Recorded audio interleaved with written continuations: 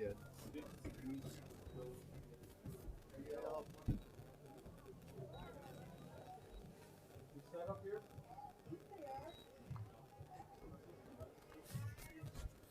So,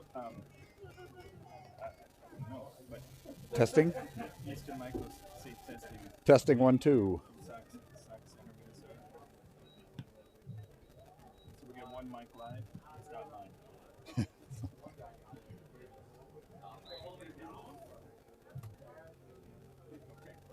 Right, Is it working? I'm gonna try to get live. Just got live. Mike, why don't you tell everybody where we're at? We're in Sauk Center, Minnesota, on a beautiful Saturday afternoon. So, no, I know the computer picks up sound. we turned it off Okay. because we have two mics. Oh, you did? Okay. They were trying to get away from the outside noise. So, for Jeremy. All right. So, see if we can get this bad boy to roll. We should be live. We should get a text from like one of my relatives that says, if we're having any trouble. Yep. So, all right, we are live from Sauk Center, Minnesota for Holdingford's homecoming. Thanks to Jackson Hazley, who was just helping us troubleshoot a few things. Jackson cannot be here, even though he's the star of our show. He's also the star of a Holdingford performance, and it's the two performances he did. One at 2:00 this afternoon, and then he's also going to be doing one at 7:00, and he could not make it in between them. So that's what we're doing here. We are we're celebrating homecoming. I was just handed the homecoming royalty sheet, and I'm going to try to get as much information to you when we can. So now I'm just running a couple more tests here. For the crew, we've got Mr. Michael Collins, who, in full disclosure, is a resident of Osakis, Minnesota, and a board member from their school. And um, he is here to help to provide some balance to the broadcast. Thanks for having me here, Eric. I appreciate it. I'm looking forward to doing this broadcast with you. Well, I hope we stay warm. Hopefully, I don't get cold and start to say silly things. And I'm just trying to get a confirmation on how we're live here. In just a second. What time we got? We have 9 minutes left before the game starts. So there we are. So you got the thing about your head coach, right? Yep. And he knows him, so yeah. So all right, sweet. So a few things about today. I just got confirmation that we are live and rolling. Is that one? Winter's here a bit early, Mike. When did it start? Was it Wednesday? Might have been Tuesday. I'm not a fan, but Holdingford moved the game here earlier this week due to snow. And you can see on the screen, there's a lot here in Sauk Center. And with the snow, they didn't feel like they could do it in Holdingford. Like I know today before I left Holdingford, the ground got mushy, really mushy, and it would have been just quite a cold mud bath for everybody. Last night or yesterday, I understand they played 4 football games here. Today's the second one. Long Prairie Grey Eagle played Morris earlier. Did you catch the score, Mike, and what that was? 48-7, I believe. 48-7. So that means that Morris is going to 3-0, and they're one of the better teams in our section, along with Painesville is also 3-0. And that after today, half of the season is going to be over for everybody for the rest of the regular season. But tell us about Osakis and where they're starting, Mike. So Osakis has had a difficult start to the season. Right before the first game, they did have a positive case of COVID. So all football players had to quarantine, which were for the 2 weeks of the first 2 games of the season. So this will be their first game. They were allowed to get back to practice on Monday, and now unfortunately they had to miss 2 practices because of the weather. So, Wait, they didn't practice because of the weather? right, two Then 2 days we had after school activities called off. just for everything, so he couldn't go inside. No, nothing. No, everybody goes home early. Yep. So, and then, in addition to that, the the coach for Osakis is not actually out there today, and Bill Infanger, correct? And um, so Bill, as we understand, has this week donated a kidney, and and so do you know who he donated the kidney to? No, I don't. You don't know? No, So, but he donated the kidney to, well, a third party. yes. So, but his wife was a recipient. So both him and his wife had surgery this week in something that they call paired donation. And so Bill donated a wife. So he donated a kidney to his wife. His kidney actually went to another person. The other person who had a donor, that donor provided a kidney to his wife, and his wife's name is Anne. Do I have that Amy. right? Amy. Sorry. So those two are on the mend. As I hear, they have had surgery earlier this week. Yep. I understand it takes like a minimum like of a couple of weeks to recover from. So it's unlikely that Bill would be back for next week's game. So, but so Osakis has definitely got a little bit of a rougher start between the weather, between Corona, and between the kindness of Bill Infanger giving away a kidney to somebody. So, um, what was the team like from last year? Since we don't know anything much about them this year, Well, how'd they they had a end real up nice last year? squad last year. They made it to the state quarterfinal round. They had one of the best senior classes probably in school history from both a depth and a talent perspective. So they are certainly going to be missing that senior class. They only have 3 returning starters coming back this year.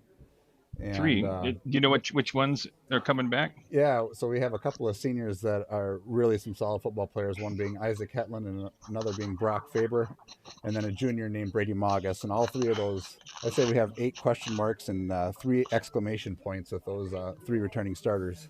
You said 2 exclamation points and 3 one. exclamation points. Oh, so I don't know if we're going to be able to talk over the public address, guys. Holdingford, since it's technically homecoming, they brought all of our entire crew, the clock runner, the gate people at the gates, the athletic director, the broadcast crew. This is technically homecoming, and a homecoming game. And even though we are up in Sauk Center today, and it looks like they have 3 feet of snow piled all the way around the field. So, and I believe we're going to be doing the national anthem here in just a second or two. As they're going through some of the rules and regulations. Thank you for your cooperation. Now, would everyone please stand to honor America and all who serve her, and remove your hat for the national anthem.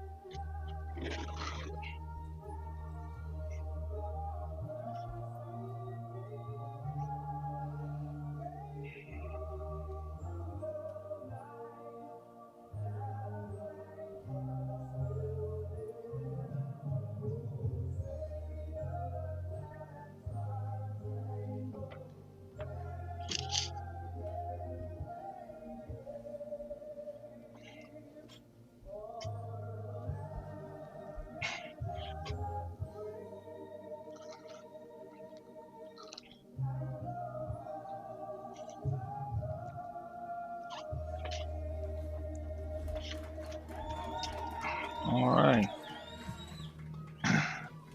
So, I don't think that was a local singer for Sauk Center, but they, they they had a nice version of the national anthem, and now we're going to kick it off here very shortly.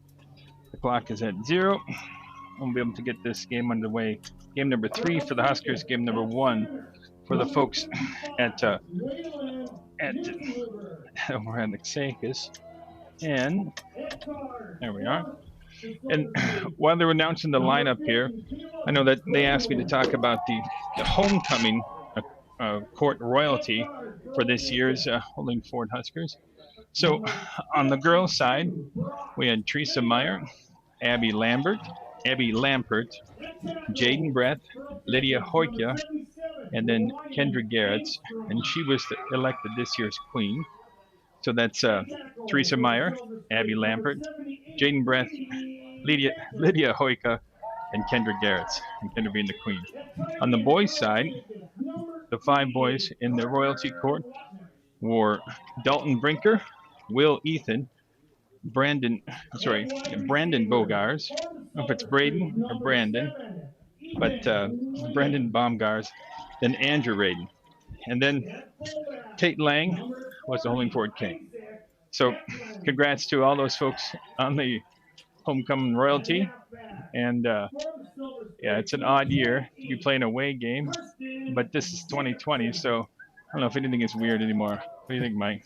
Well, I just think of this senior class again this year, like last year. The resiliency that this is not how they expected their senior year to go. Yeah. And they're doing their very best to roll with the punches and make the most out of it. And I think the schools, the administrations are doing the same. So now, in full disclosure, all 3 of us here in the booth, we're all Johnnies, but we're not necessarily superstitious. Are you superstitious, Mike? No. Is this, and I know people like to pair coincidences with each other, but is this just a weird year? I mean, it's weird that I'm in this booth and I saw you like 3 years ago at a Johnny Tommy game. Never now broadcasting a game, but I do think this is just flat out an odd year. Yes, no? I have no science. Think this was part of the script. In January, we would have expected to be here doing this together. No. And next weekend was supposed to, 2 weeks is supposed to be our beloved Johnny Tommy game, and that's been canceled. But the Gophers are playing probably before this game will be over with. Yeah. But there's no Johnny football, and so we're glad to get in some Husker Mr. football. Fowler, that one hurts missing that Tommy game because that is the last scheduled Johnny Tommy game. It was supposed to be the last one. Yeah. For the last 3 years, though, it's been pretty big. I know we're going a little off topic here, but it's just part of it. The biggest one has been canceled. It's supposed to be number 7.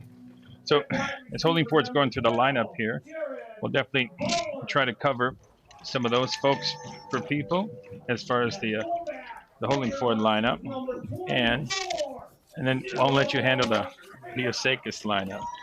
But out there right now, we've got number 12, Gerald Bowler, number 23, Will Ethan, the tight end, and then number 68, we've got Gabe Urbanski, number 64, Max Secord on the offensive line. Then number 63, we've got Tanner Thomasek. And then right next to him is Isaac Fowler. Again, in more disclosure, that's my nephew. And then the big man, 58, Dalton Brinker, who's out there.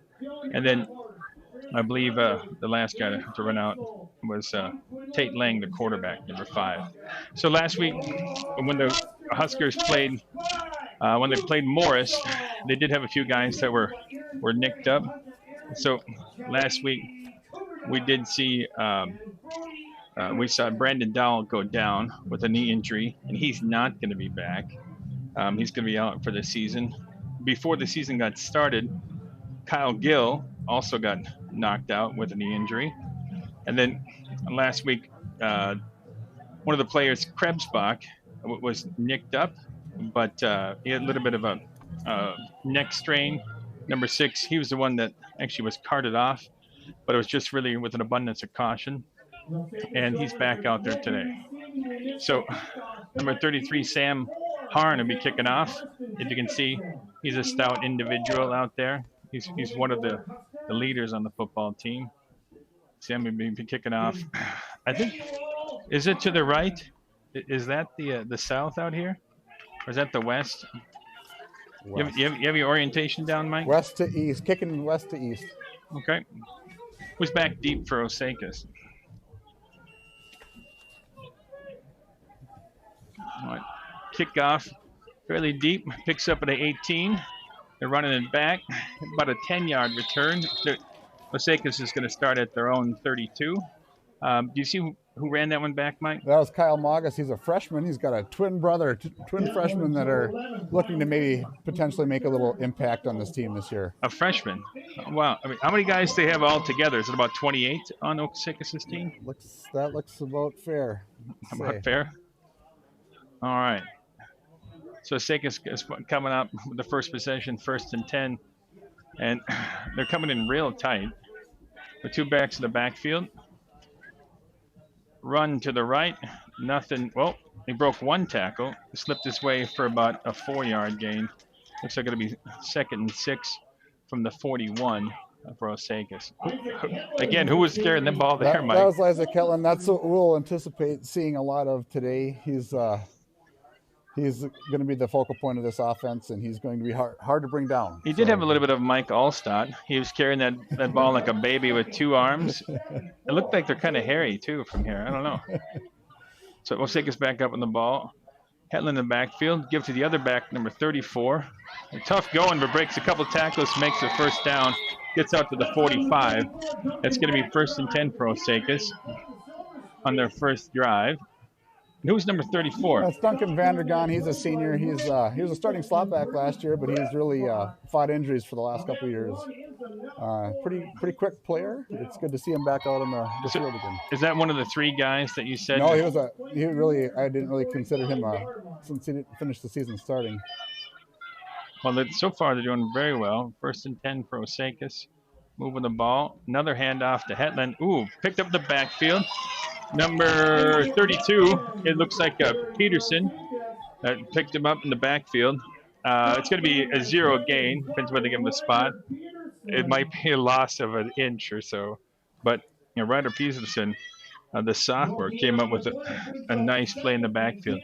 Hetland is a pretty big kid. What is he listed at? Well, they don't even have the weights here. Number 40. He's about 6'1", 215. 215? Is that because you're related to him? You know what he weighs? Yeah. That may or may not be true, yes. All right. Looks like a quick snap to the quarterback who was in a shotgun. They gave a quick handoff to, is it Vanderdon? Yeah. I'm saying that right? And he just picked up 2 yards. It's going to be 3rd and long for the Silver Streaks. What is a Silver Streak, by the way? Do you have a... Was this like a moonshine driving truck that got a nickname? We always say you'll know what it is when it zaps you in the backside. How very high school appropriate of you to say that. 3rd and long for Osakis. Quarterback in the shotgun with 2 backs on either side. Hands off to Hetland. Hetland's got a hole. Wow, that kid can move. And he picks up a big gain. Looks around like 25 yards, 27-yard gain.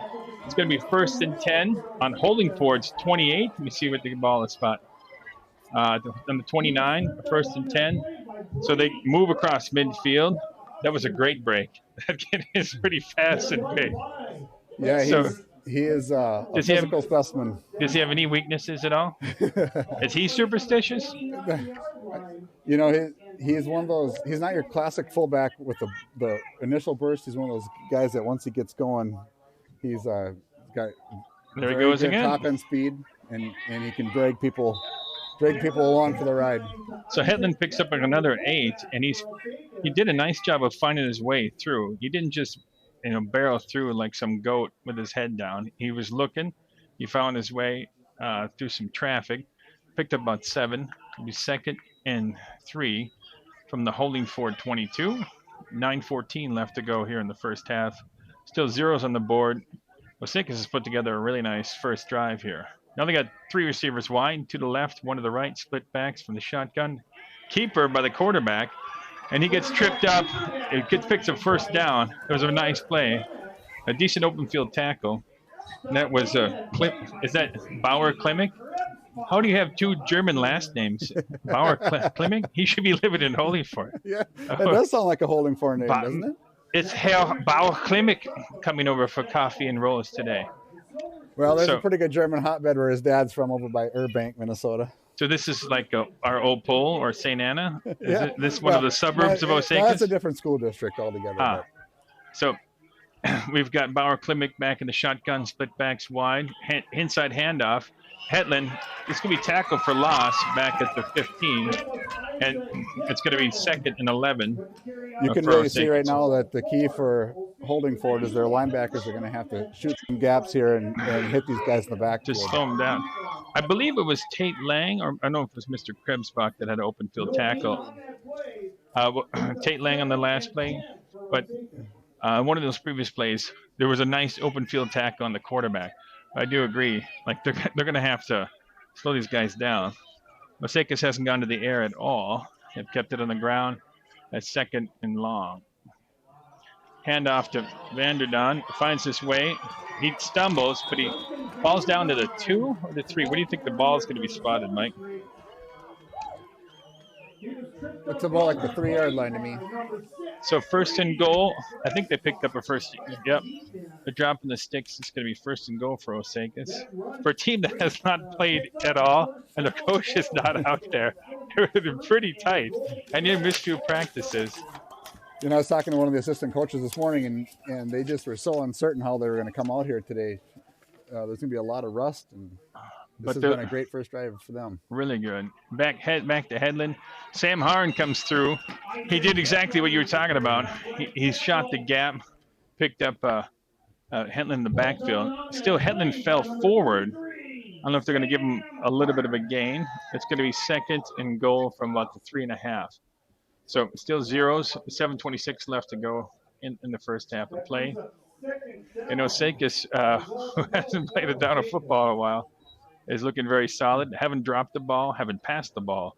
And they've kept it between Bauer, Klimek, Hetland, and Vandergaan. And so they've moved the ball quite well. Handoff sweep to the left. Vandergaan's got a wide open field. He's going to make the corner. He's going to score a touchdown, Vandergaan. 6-0 here for Holdingford. I'm sorry, no, 6-0 for Osakis. Holdingford 0. That's the first touch on the game with 7 minutes left to go in the game.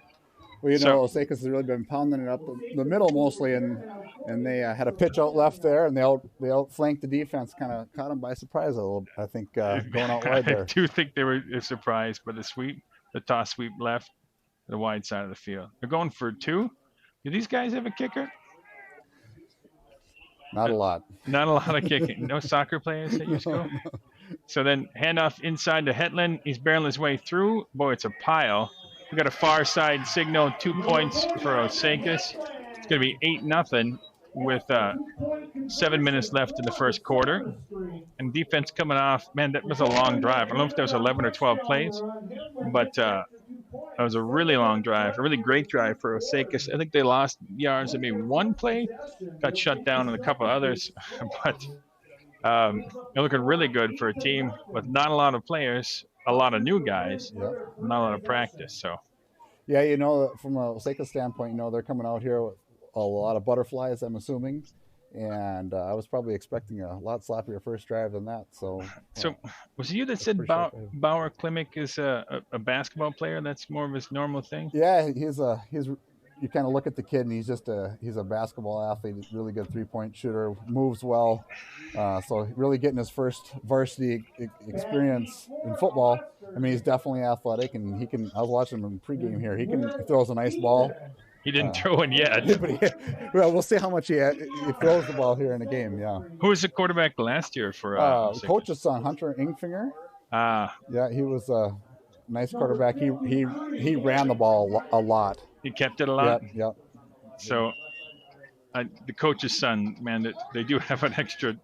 I wouldn't say it's cheating, but they have an extra gear. So kickoff, a squib kick to 63, and short kick to Tanner Thomason. So he gets credit for a return of about 6 inches. So Holdingford finally gets a shot out here to see if they can move the ball. And last week I spoke to Luke Mitchell. They had a lot of fumbles against Morris. I know that was one thing that they're going to really try to guard against this week, is hanging on to the football. I know my colleague Jackson had talked to Sam Harn, and Sam, specifically said that he had a good first game. The second game he was real disappointed, and he's deep in the backfield for Holdingford right now with Tate Lang under center. Motion. Tate Lang hangs off to Sam Harn. Sam runs hard for about a 6-yard gain. So he had over 100 yards in the first game. He went for 13 for 101 in the first game. He was the biggest part of Holdingford's production in the first game. So number 24 runs off the field for the Huskers. Cyril Faya. A new play comes in. This wishbone backfield with Tate Lang under center. Everybody's tight.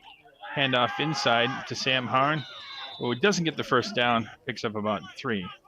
So on defense, how many of these Osakis guys you say are playing both ways, you think? It looks probably like about 9 of them. 8 or 9. So that's pretty typical. You know that, I'm going to mention something. This is going to be a big down here for Holdingford just to establish their physicality, I would say. 3rd and 1.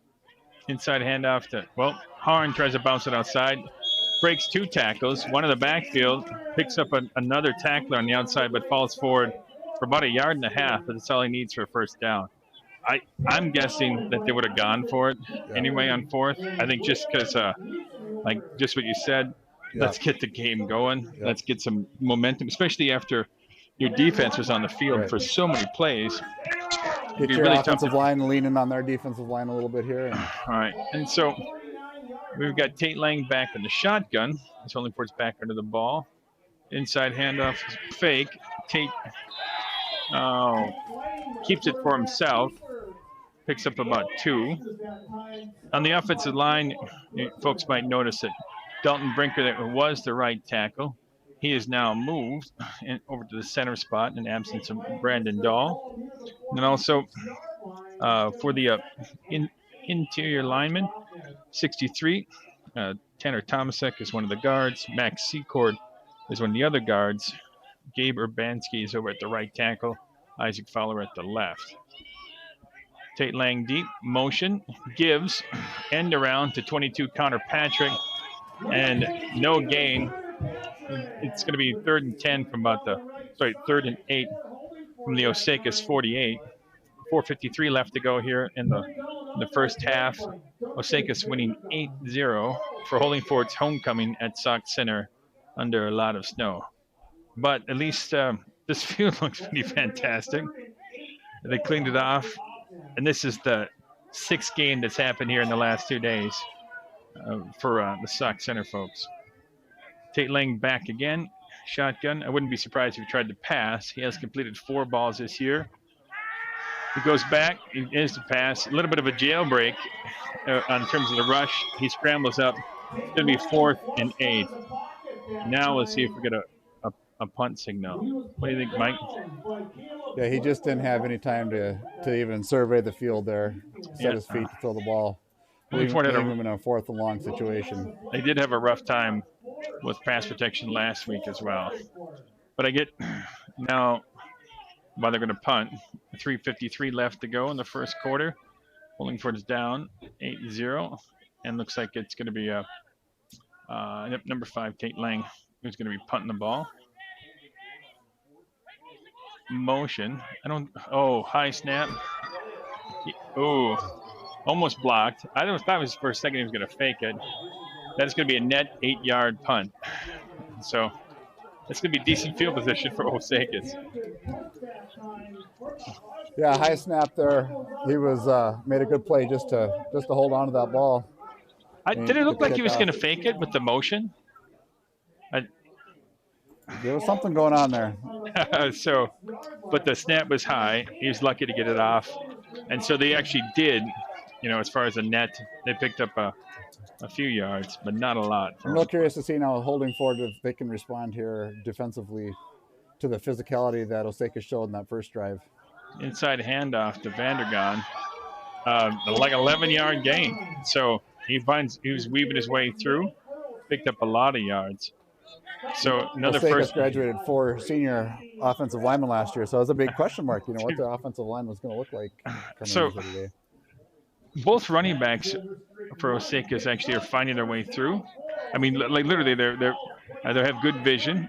They're picking their way. They both are breaking some tackles. They're both different styles.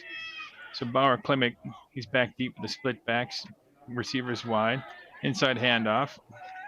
He's hit hard by 64 on the inside from Holdingford Max Secord, but it's still a pickup of about 5 yards. 2nd and 5 for Holdingford with 2:58 left to go in the first quarter. 8-0 Osakis. That was a real nice tackle there. Unfortunately, hit him 5 yards downfield, but he stopped his momentum.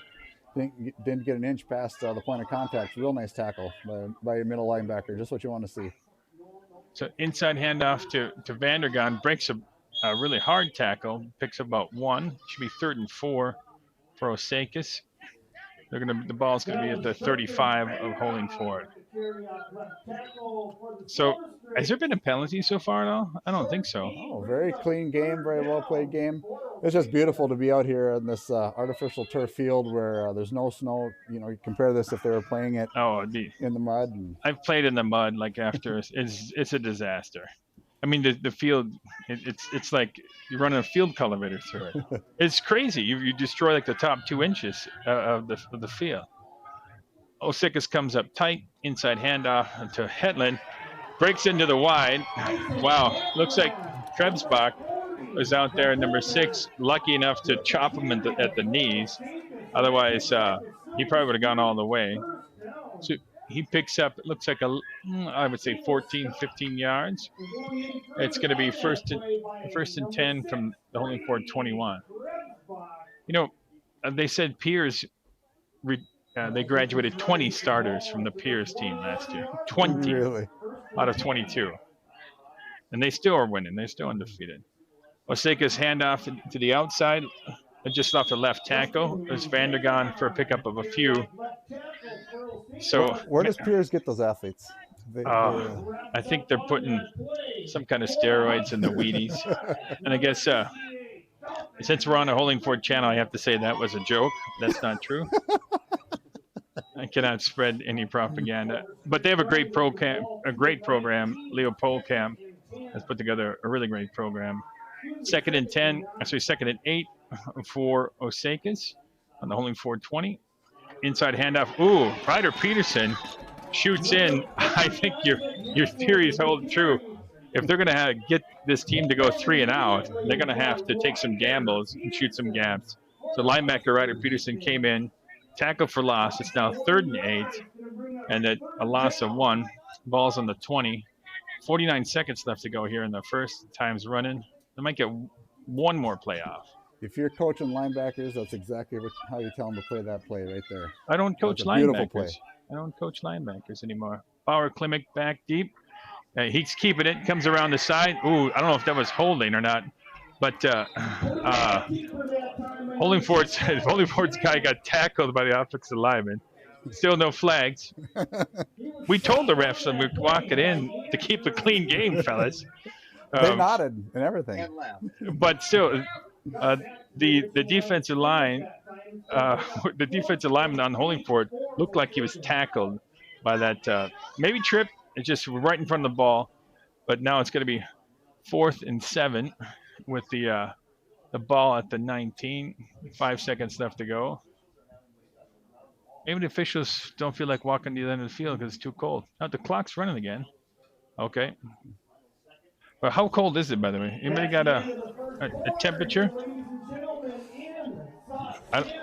We have a no timeouts. I think it's been.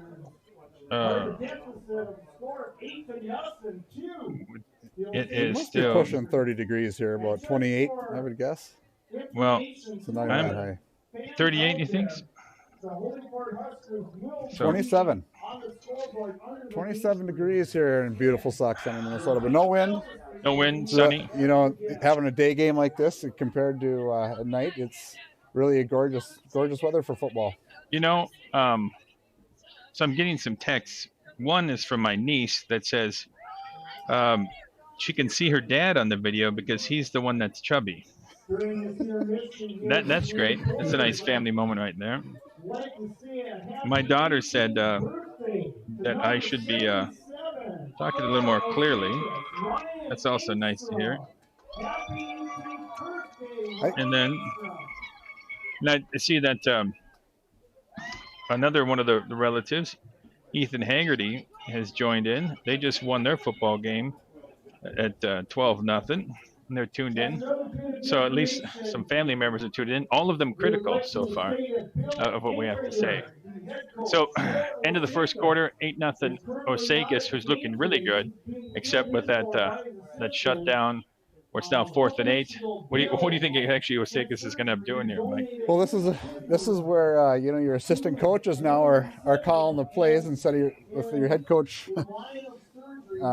after undergoing surgery here. So this is where your assistant coach, you know, they make the big bucks. They got to come through with a assistant coach creative play call here. So we'll see what Mr. Undick does.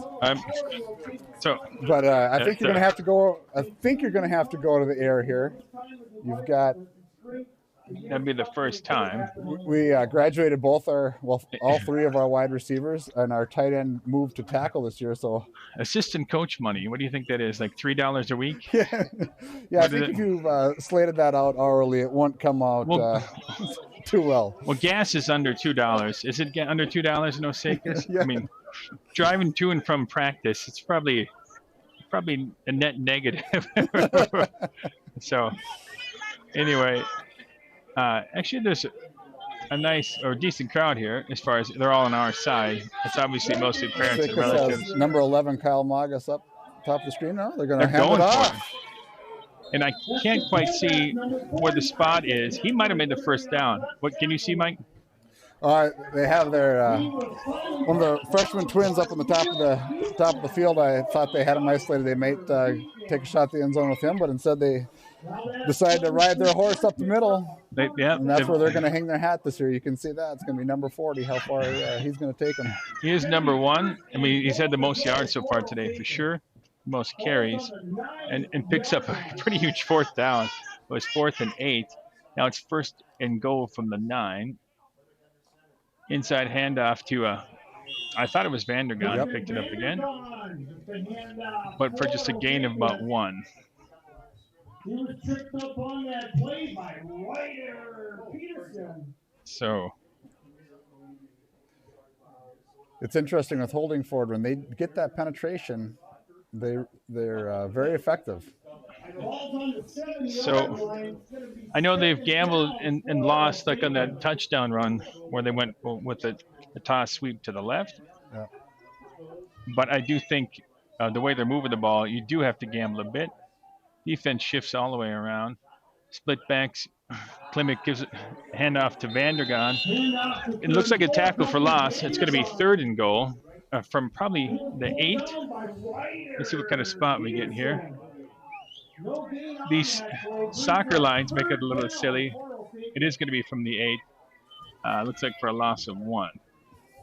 You could hear the pads pop on that one. I do have some vision trouble. Is that the 8 out there? Even though the scoreboard says the 7. It sure looks like the 8. Yes, it is. I do like soccer. Beautiful tackle by Peterson there, coming up, initiating contact, wrapping him up. And like I said, you could hear the pads pop. Osaka comes in with wide in the split backfield. Klimek keeps the ball. There's nobody there. Wait a minute. Wait a minute.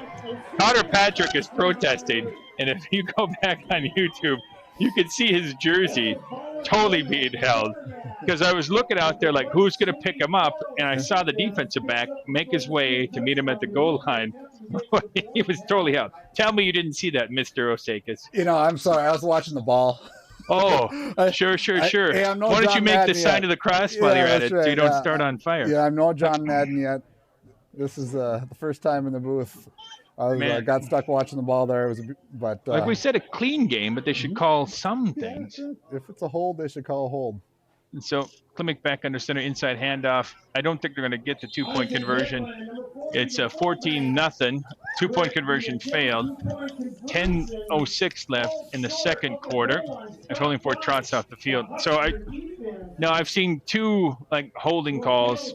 I mean, two that were bad, but aside from the fact that Osakis is able to move the ball. I mean, that's not the issue. On that one, he shouldn't have probably scored a touchdown, but they picked up a 4th and 8, so it's not like they didn't deserve to be down there. But man, yeah, that 4th and 8. That's a play that Holdingford would like to have back there on defense to make that stop and stop that drive. Yeah, to take turnover. They haven't stopped him yet. So that's a rough Saturday afternoon when there's 2 drives, 2 touchdowns. One little saving grace is they did stop him on that 2-point conversion, so it's just 14-0. So Osakis trots out to kick off. Now, I know in defense of the Patrick family, there's been a pile of them that have played for Holdingford. His father, Brian, also wore number 22. And Connor's going to be back. I think a couple of them might be listening. Eric, Keith, Paul, Brian, Tyson, Blake. Blake's at St. John's, by the way. Fastest guy. Kickoff from Osakis, slightly better than last time. Looks like, Connor tried to pick it up. Now he bobbled it, picks it up. He looks like he was going to make a break around the right side, but got tripped up.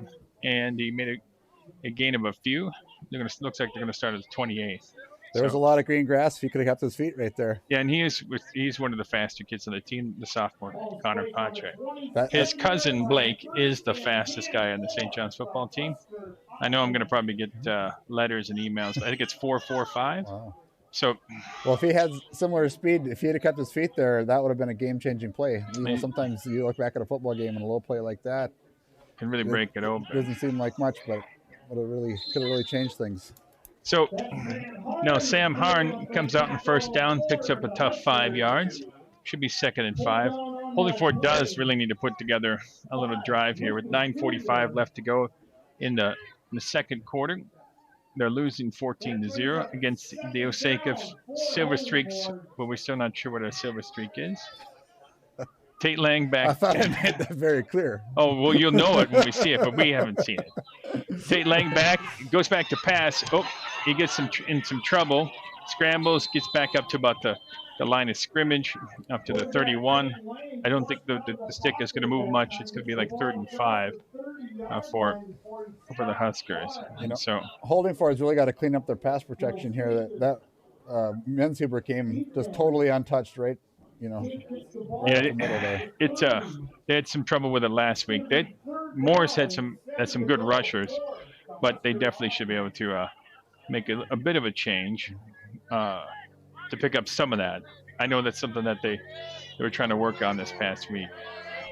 So Tate Lang is going to be back deep. He's going to be alone. They're going to go four wide. And the motion man with Ryder Peterson. Fake to him. Tate's going to keep it. He's going to try to make a first down. He's going to be short. It's going to be about 4th and 2 yards to go. 8:30 left to go in the first half. Connor Patrick is jogging off the field. Holdingford's losing 14-0. It's going to be 4th and short. I think we're going for it. Well, the offensive line just made a real nice hole right there. So you just got to clean up their assignment blocking. It feels like the crowd's into it. Hand off to Sam Harn. Boy, he's a tough runner. Yes, he is. Look at that! Look at this boy go. Stay in thought. Don't fall down like Daddy Dime. He's to the 10, the 5. We got a touchdown. Look at he's getting fired up. That might change things for Holdingford's momentum right now. It looked like he was down about 3 different times. He just kept his feet chopping. I mean, I didn't know actually how he scored it out of there. I'm going to have to go back to the Jeremy Segura tape here after the game and take a look. It was really cool. Big break for the Huskers. 7:56 left to go in the first half. And the Huskers are still trailing 6-14. They're definitely going to trot out their 2-point conversion. I have not even heard of a whisper of a kicker at all for this year. So looks like Tate Lang with the wishbone backfield. We got Peterson, Harn, and then 31's back there. Tate comes to roll out. Oh, and look, he was looking to try to go to number 32, Ryder Peterson. I could hear Will Ethan clapping. He was open in the backfield, but Andrew Radin also was coming out of the backfield. So I know Will's a little disappointed. Number 23, the tight end for Holdingford. He scored two-point conversions in the first game. So he's been one of the leading receivers this year. But that Sam Harn kid, Jackson, who's not here, who's in the middle of a theater production, he said he nicknamed him Choo Choo, Harn, because he runs like a train. Yeah, I mean, what a perfect nickname. I'm just watching him for the first time here today. He's finishing his runs tough. He's a well-built kid, and every run he's had, he's picking up positive yards. You think we could have some sort of strongman contest, like Worlds? You ever see on Saturday on ESPN when there's nothing going on? Strongest Stearns County kid, Sam Harn versus Isaac Hetland. Yeah, I think that would be pretty fun. Would be worth a watch. It is probably more entertaining than listen to the two of us talk. The two of us. But really, what a momentum swinger that is. Exactly what Holdingford needed right there. So Sam Harn's about to kick off. Isaac Hetland's right in the middle. He's not deep, but he's an up man. So we'll see how far we can get this ball down the field to the Silver Streak. Still down 8 points for Holdingford, 14-6, 7:56 left to go in the first half.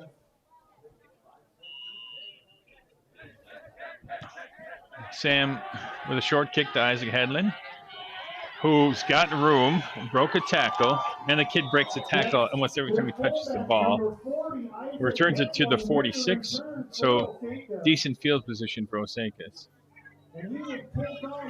Yeah, Isaac has been getting some looks from quite a few different college programs, for sure, in the D2 level, but did have a visit to NDSU. I'm not sure if it was an official visit or not, but getting some looks from some bigger programs. That would be great.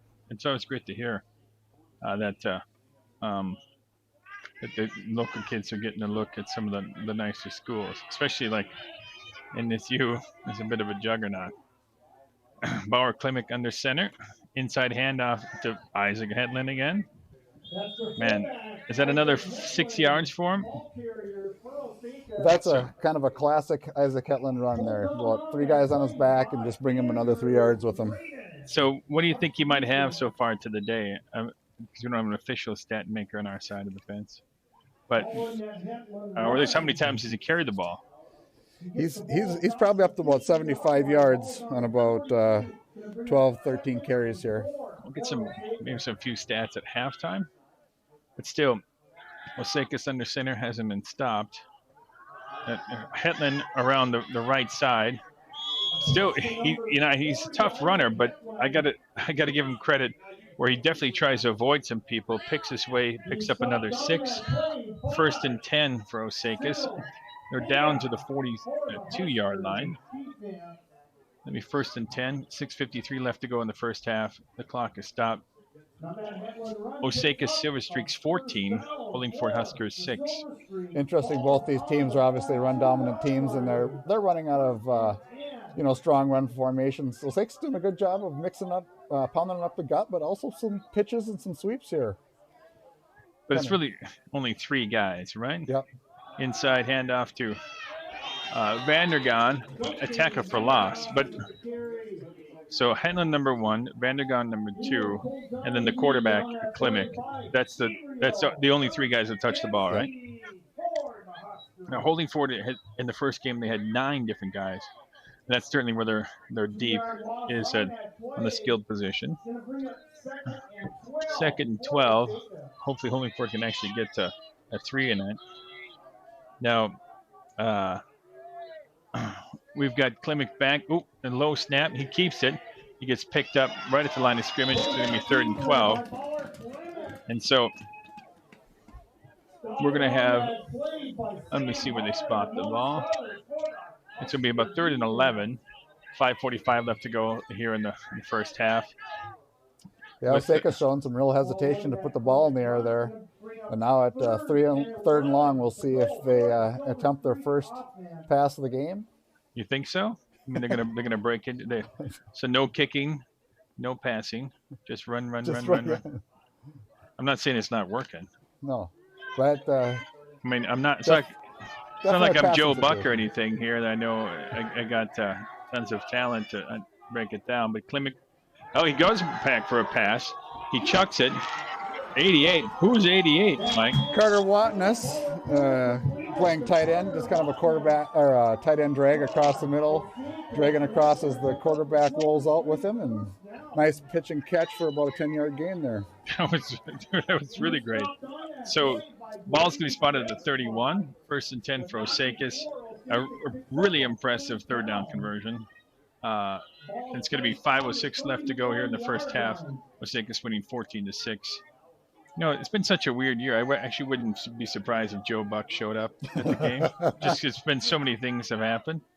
Why not? Klimek inside handoff, but looks like they might have had the motion the wrong way. Where it looks like the quarterback might have made the wrong choice, or the running back, and Klimek looks like he was going to run off.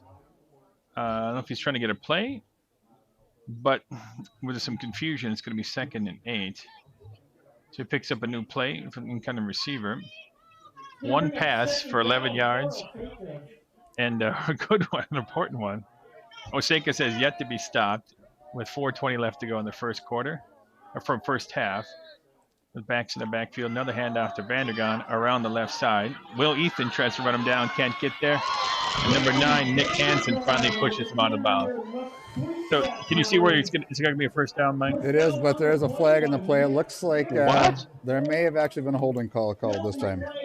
For shame on Osakis. What? So let's see. Have you seen a signal? Yeah, that backside offensive tackle trying to make a reach block there. Maybe there was actually a literal reach that occurred, resulting in the old yellow hanky. So, negating a nice 12-yard run for Vandergaan. So,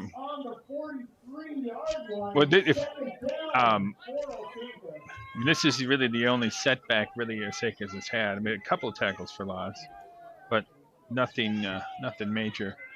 2nd in the country mile for Osakis. Klimek hands off to Hetland again. The kid wasn't even touched for about 8 yards. It's picked up deep in the secondary.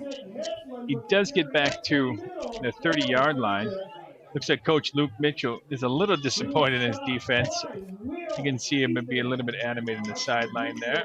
It's going to be 3rd and 9 for Osakis. That was a heck of an open field tackle there. There was a whole lot of green, and only one guy keeping Hetland out of the end zone. And that's not an easy task to bring him down the open field like that. Real nice tackle. So Osakis back under the ball. Bauer Klimek, real tight. Oh, well, is Osakis just falling apart after they've started to feel shame? 2 penalties on this drive. So 3rd down and 14 for Osakis. 3:26 left to go in the first half. Holdingford, I think, would be really lucky just to get out at 14-6 at this point. They've had one big play to pick up their 6 points. They have not stopped Osakis. I think that would be a psychological win if they could just get off the field here without Osakis scoring. Just literally one stop, even if the clock runs out or if it is turned over on downs. Klimek under center in F. Handoff to Hetland with very little interference at the line of scrimmage.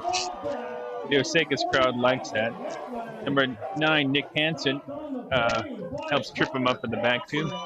Connor Patrick finally makes the tackle, the defensive backfield. Got it. That kid's got a lot of power coming through. If you don't get it, you didn't even really get a hand on him. No.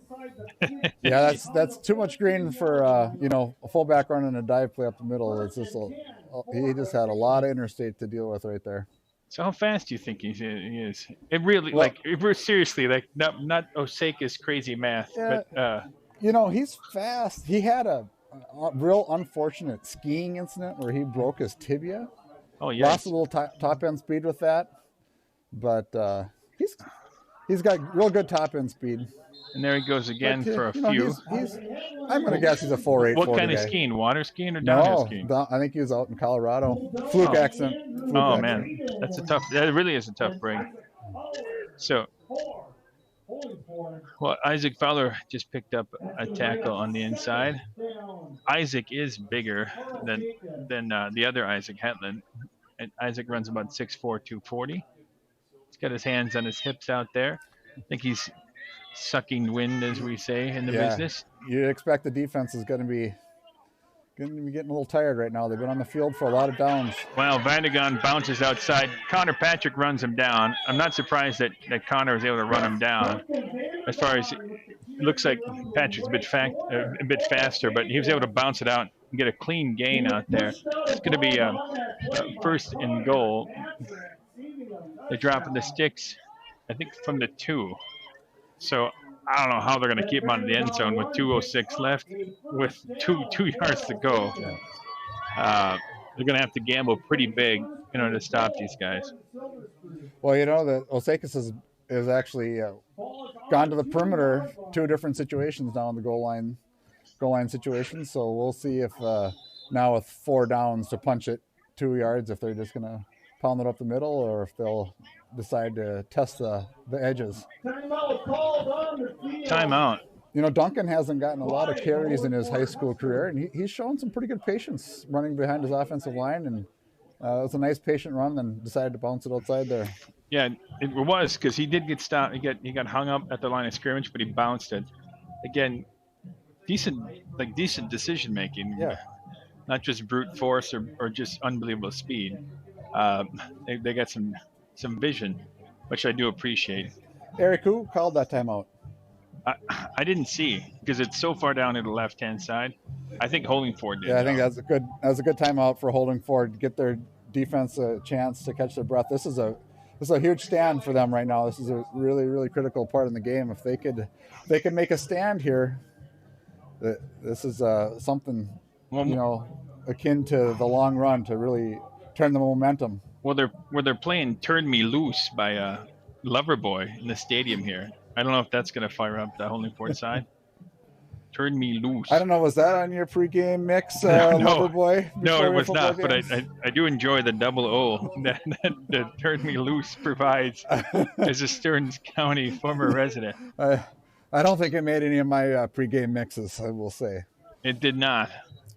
AC/DC It did, for sure.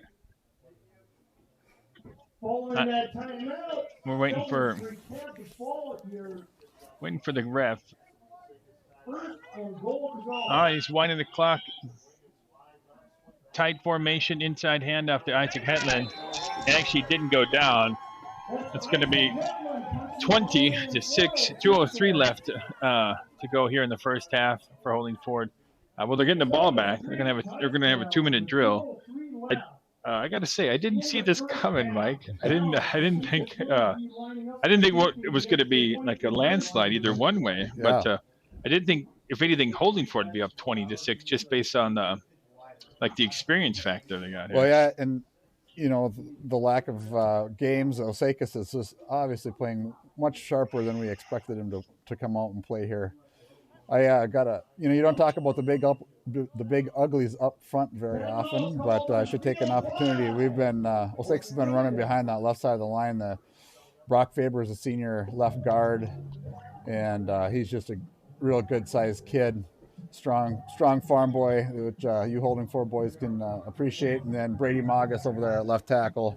They're moving people. What kind of farm? Chickens, pigs, cattle, Herefords? Well, they Don't you live on a farm, Mike? Yeah, it's a farm. What do you got? Well, I don't have asparagus. What are you growing over there? Yeah, it's more of a vegetable farm right now. But no, I mean, so Is there something that's pretty big up in the Osakis there, turkeys or anything? It was a dairy farm community that there's not very many dairy farmers left now. It's mostly crop farming. Sure. You got sporadic dairy farms and a few hog farms. You see how I'm turning my attention to more benign things like farming rather than a 20-6 deficit. But looks like Osakis lining up with Klimek under center for the 2-point conversion. Toss right. And what the Vandergaan gets in there. It looks like the guard there, 52, was about to hold and thought better of it. But Vandergaan made his way around the end. 2-point conversion, 22-6. Holdingford is down here in the first half. 2:03 left to go. And Holdingford's coming out the field. They look a little quiet. It would help if they had another big run from Sam Harn. That's the one big play that's kind of kept them in this game. But the momentum is definitely not on their side right now, being down 22-6. Well, a couple of weaker kicks from Osakis here. Maybe Holdingford looking to maybe get some good field advantage off the kickoff. We got 2 minutes to deal with here. They've used at least one of their timeouts. So I do like the way Osakis is mixing it up as far as inside, outside, keepers. There's 3 guys that have ran the ball. One guy has caught 1 ball for 11 yards. They're 1 for 1, 11 yards in the air to their tight end, but it was a 3rd down conversion. So Holdingford's back deep. Connor Patrick, the sophomore, and senior Will Ethan, the tight end and defensive back, are both back deep. We'll see if the kicker can get it back there for him. Another kind of roly-poly kick. Connor gets it clean, picks it up, comes to the right side. He's got some room. He got somebody jumping on his back. Number 57 from Osakis. I wrote him down. Who's number 57 for the Silver Streets? McCarter Kirksey. So a decent tackle, but there's a nice return. Holdingford comes out to the 45. AC/DC was one of their locker room greats. Do you guys have a favorite game time music in Osakis? Yeah, well, I think it was my junior year. We got caught on Countdown to Destruction by Megadeth. Oh wait, what? Countdown to Extinction. That's some heavy stuff. I don't know if the coaches were too fond of it. So Tate Lang is back deep, keeps it, pitched right to Ryder Peterson. Peterson picks up a few, knocked out of bounds. Doesn't get a great spot. He's got a 2-yard gain. It's going to be 3-yard gain, 2nd and 7 for Holdingford at their own 48. Holdingford got the field position they were looking for here. They got out of bounds, stop the clock, which is important in this situation, but it's important for them to be smart in their clock management, see if they can get some chunk plays here to get down the field. So Holdingford, Tate Lane's going to be in the shotgun again. 1 back in the backfield. They got 4 receivers wide. He's looking to throw. Goes right to Connor Patrick. Ooh, Patrick gets picked up right away by the defensive back. Was that number 11 that picked him up there, Mike? Yep. So that's Kyle Magas, who's a freshman. You got a freshman playing defensive back out there right now? He's no normal freshman. That's going to mean that people in Osakis are going to be hearing about for a long time. Well, he's a pretty good-sized kid playing corner. Yes, he is. Lang comes back. 2-minute drill. Will Ethan picks it up. First down for Holdingford. It's going to be first down from the Osakis 37. They've gone to this spread formation. 1:22 left to go here in the first half. With the Tate Lang with 2 completions in a row. 1 to Will Ethan, 1 to Connor Patrick. Split wide, 4 receivers again. I think we don't know if we're going to get a penalty on that. But, the ball falls dead. Clock stops at 1:15, 1:13, 22-6. Holdingford is losing. It looked funny there. I think the center snaps it, and half the team, rest of the team didn't go on the snap count. That's not offside. That is not. It's just not real great offense. It's not great execution. But hey, a couple nice passes here. Holdingford, well executed plays, nice routes. 2 for 3. And, but they're trying to do a hurry up. They did do a few plays in a row, but go back to the shotgun. Split backfield. 2 twins to the left. Tate Lang and he gets the ball. He's going to keep it. He's going to get picked up. 107 with the time running. It's going to be 3rd and long, or 3rd and 9. So, you know, I do. Another timeout that's coming from Holdingford side. So 105 with the clock stop. Holdingford's losing 22-6. Seriously, did not see that coming. What were you thinking coming in this game, Mike? Well, I really didn't know what to expect. I knew that the 3 players that were starters from last year was 3. Those exclamation points. They're excellent players. I mean, it's just an excellent core to build from. Now, and I knew we also had some athletes that just didn't get to play because that senior class was so good last year. And you just didn't know, hey, how are those kids going to look now in their first varsity game? How are they going to step up? Are they going to handle the butterflies? And you just couldn't ask for them to play any better than they have. No, you really can't. We've got a couple of freshmen. You said a freshman out there who made a nice tackle on Connor Patrick. If you can work a freshman into, especially at a skilled position like that, that's pretty awesome. Here we go, 4 wide. Shotgun. Connor Patrick in the backfield as a lone back. Tate Lang's looking for the ball from Dalton Brinkman. Low snap. Quick throw. Oh, the ball's going to fall dead. It's going to be 4th and 10. 1:02 left. So I'm thinking, if they don't get the first down, then Osakis is going to get the ball again. Yeah, this is an interesting position. You're in Osakis territory, so you got to probably be aggressive and go for this first and go for it here. But you get a negative play, all of a sudden Osakis has got a minute to work with. Tate Lang alone in the backfield. 2 receivers wide, 1 left, 1 right. Holdingford going back to pass. Oh, dude. Yeah, that's not that professional, the old dude, but who was it? Brady Magus again? That came Brady through? Magus. That was, he came through. I don't know how well, if he was touched much at all. Pass protection has been something to be desired for Holdingford. The 2 passes that they did complete were quick. They were like timing routes. And so if they're going to go back to the air, shotgun, and on the timing side is the way that they're really going to have to go. Yeah, the play before that, they had a nice in-route set up there and just weren't quite able to execute on them, but it's going to have to be those quick passes. Turnover and downs, 55 seconds left. Osakis picks up the ball on their own 48.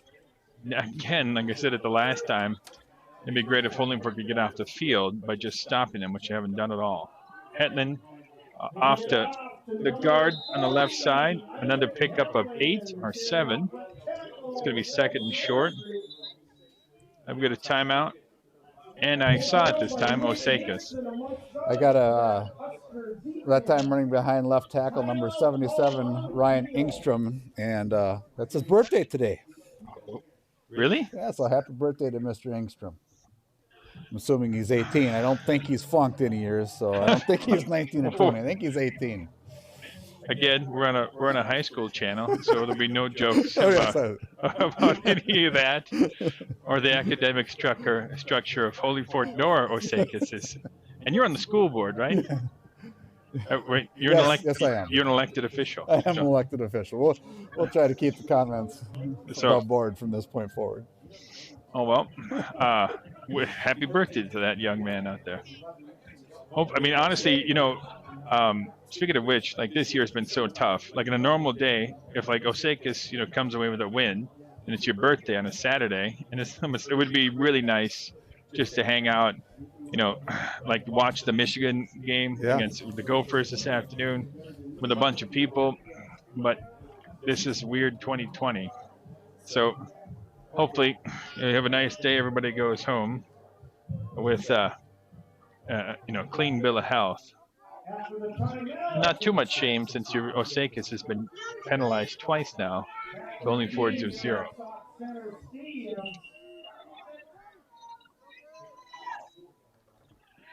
Klimek back to the pass, short to Isaac Hedlund out of the backfield. The kid's got nothing but green. I don't know if he's going to get picked up.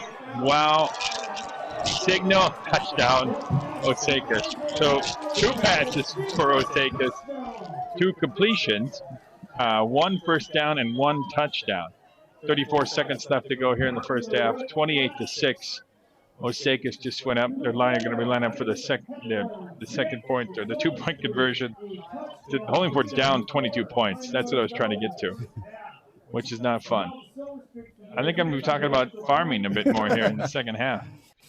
Yeah, just a little getting the running back out in the flat there.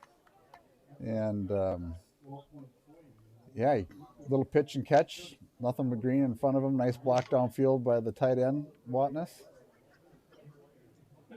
So, split back formation for Osakis. 1 receiver left. Plimick under center.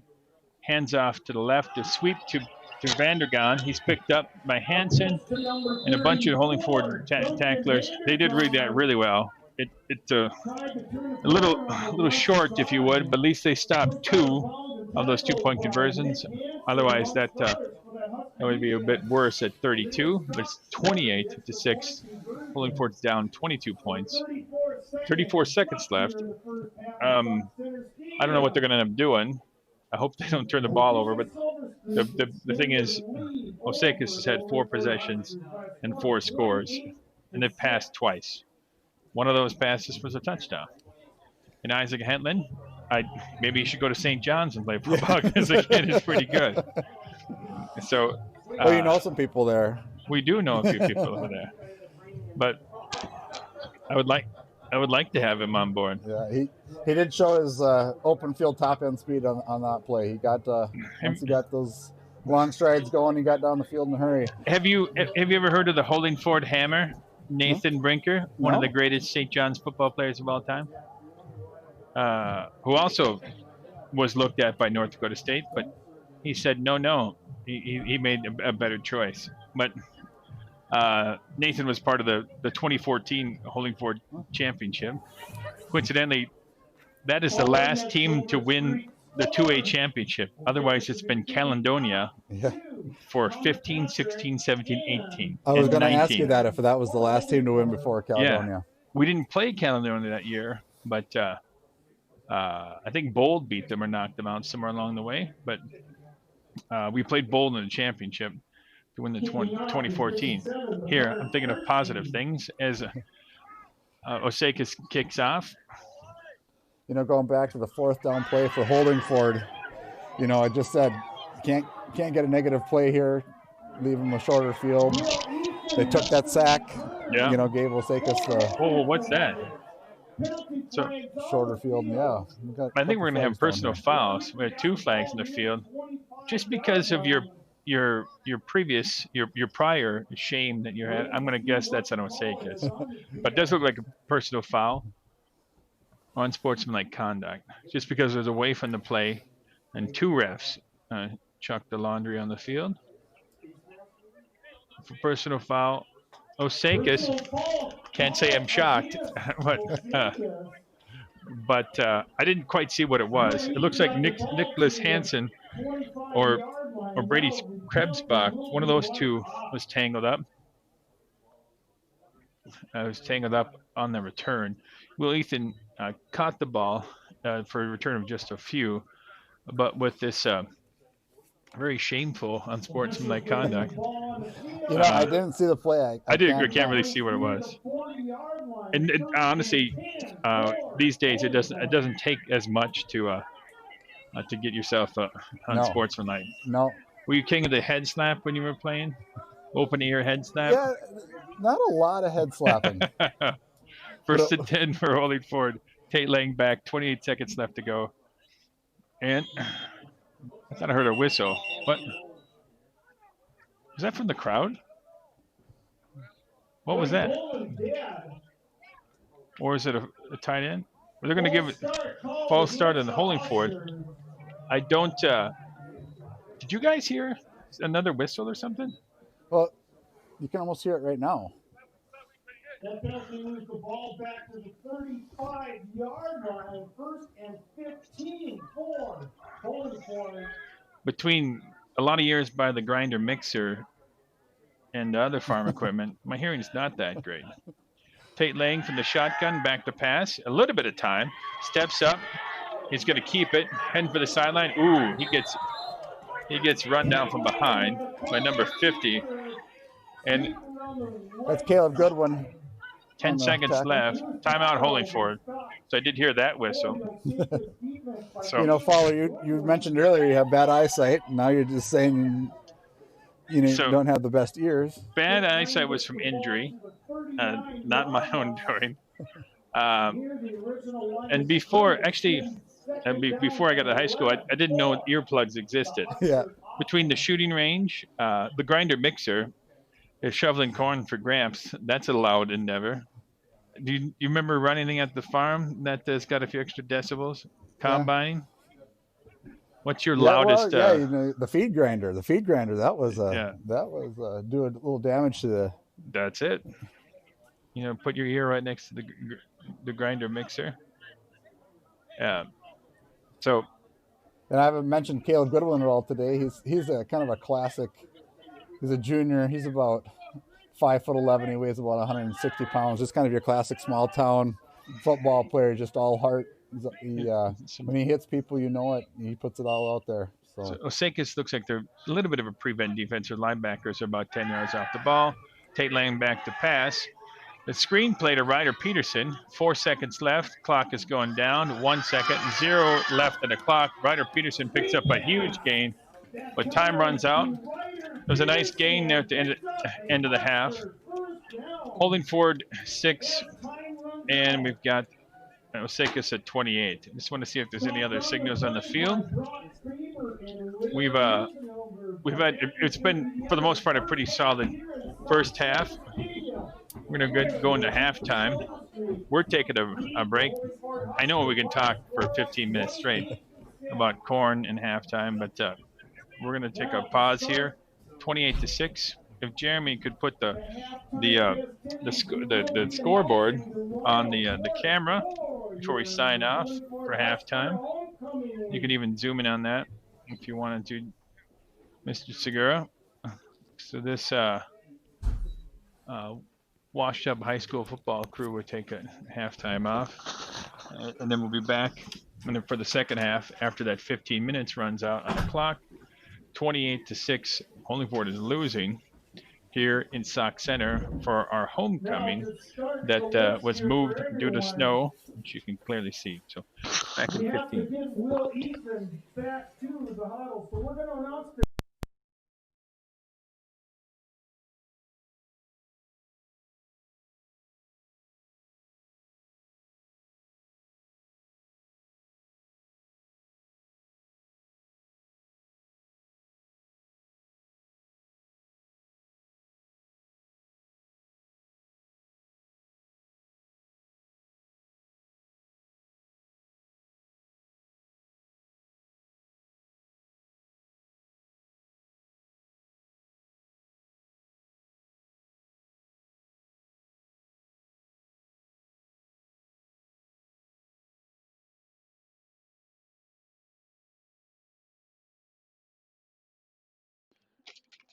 So I guess a slight change of plans. They're announcing the homecoming court. So Dalton Brinker, along with I believe Abby Lampert, just came down. Will Ethan, and then Tate Lang, the King, and Kendra Garrett are coming down the field right now. So this was news to us just a few seconds ago. So the homecoming court that's here at the game, they made a quick announcement. I know that if you're a football player, Tate just got tackled, a few times from behind, but I know that it's rough to do a ceremony at halftime when you got about 13 minutes before they make their break. So I think that's it for the announcements. I'm going to take a couple of photos here on the field. We'll be back at about 13.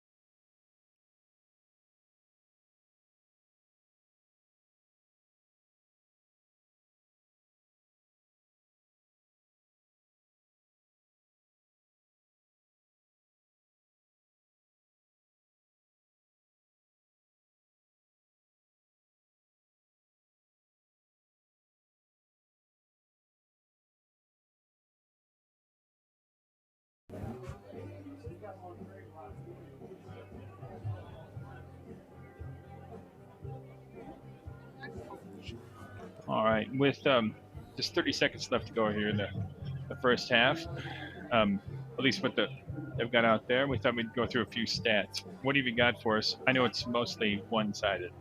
So rushing for the Huskers, we have Sam Harn leading the way, 5 rushes for 86 yards and a teeter. We have number 22, Connor Patrick, 1 rush for no yards. Quarterback Tate Lang, 5 rushes for 13 yards. And Ryder Peterson, 1 rush for 2 yards. And on the reception end, we have Ryder Peterson, 1 reception for 24 yards. 1 reception for Will Ethan for 14, and 1 reception for Connor Patrick for 7. Osakis rushing, Isaac Hetland, 15 rushes for 111 yards. Duncan Vandergaan, 12 rushes for 44 yards. And Bauer Klimek, 5 rushes for 17 yards. On the reception end, Isaac Hetland had the 1 rush for 45, or the 1 reception for 45 yards and a touchdown. And Carter Watness, the tight end, 1 reception for 11 yards. I should mention that Isaac Hetland has 1 touchdown rushing, and so does Duncan Vandergaan. So that almost looks cryptic there, but you said 111 yards for Hetland, 15 for 111 the first half. Yep. That'd be a really nice day, even if it's just the entire football game. So hopefully Holdingford has an answer for some of that. Keep them under 200 yards. So Osakis is kicking off. None of them been very deep. We'll see if Connor Patrick or Will Ethan is to be able to return it. A very good kick this time around. Will Ethan get the ball at his own 26. Ball is blocking to the left side of the field. Picks his way for a little bit. Tackled at the 25. I think they're going to spot him at the 27. It'll be first down in the third quarter from the Holdingford 27-yard line. 11:52 to go here in the third quarter. Holdingford trailing 28-6. It's obvious to state that this is a huge drive for Holdingford. Set the tempo for the second half.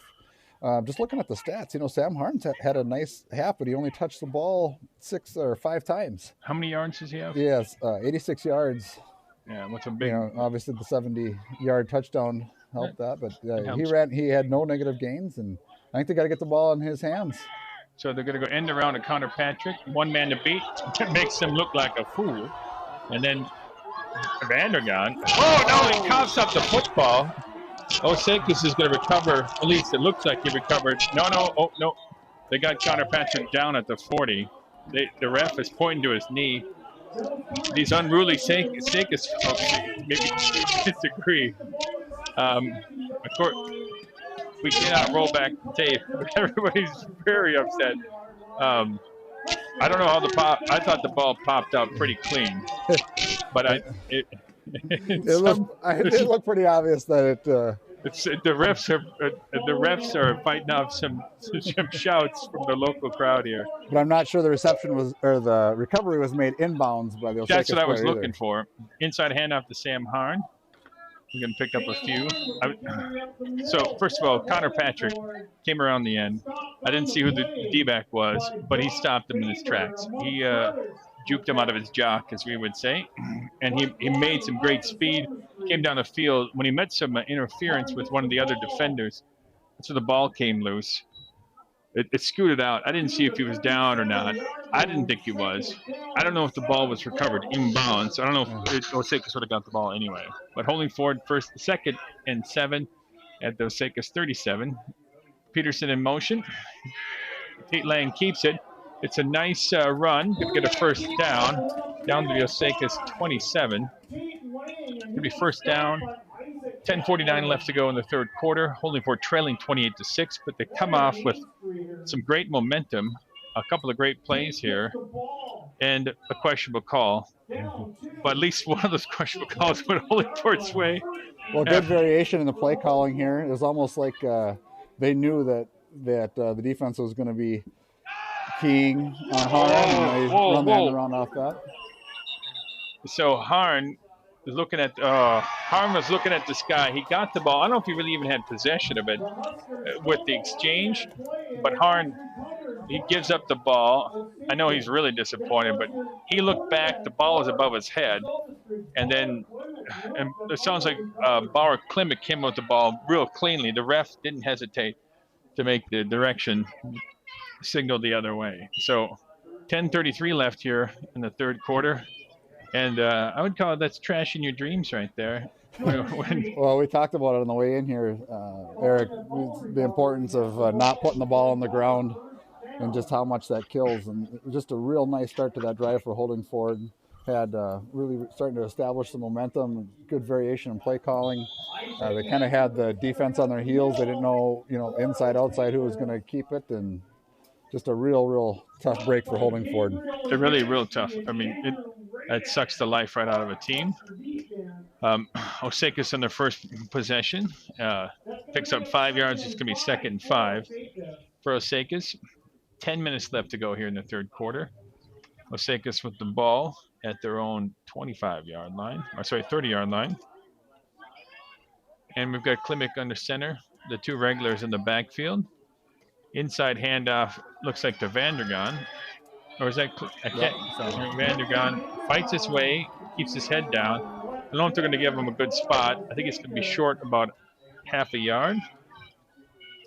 And I'm unwrapping some hand warmers because the sun went away. I think it dropped 15 degrees. And I'm like, what? Not cool. Vandergaan, the speed back, really kept his legs going there and ground out real good, tough run for 4 yards. You think that was a generous spot? That was a very generous spot. They gave him the first down. I thought he was a yard short. Maybe the lines are crooked on this field. You know who the contractor was for this turf? Because we're not quite in the 50-yard line. We're about at the 48, so maybe it was just the angle we're at here. I don't know. From our position. Inside handoff to Vandergaan, off to the right tackle. Now, he's going to pick up a few. It's going to be 2nd and 7 or 2nd and 6 for Osakis. 9:01 left to go here in the third quarter. 28-6, Osakis is winning. So now I know there's some of the old crew is listening out there in the universe. Maybe even like naturally some Johnny crowd. Maybe even like a Matt Griffith. Who's another football player. He wasn't as fast as Isaac Hedlund, who picks up another first down for Osakis. Still, Holdingford's really struggling to slow down that rush game. That kid might go over 200 if he continues with the same type of first half he had. So he had 111 in the first half, right, Mike? Yeah, 111. Yeah, 1st and 10 for Osakis from their own 46. Yeah, 8:23 left to go. Holdingford still by 22.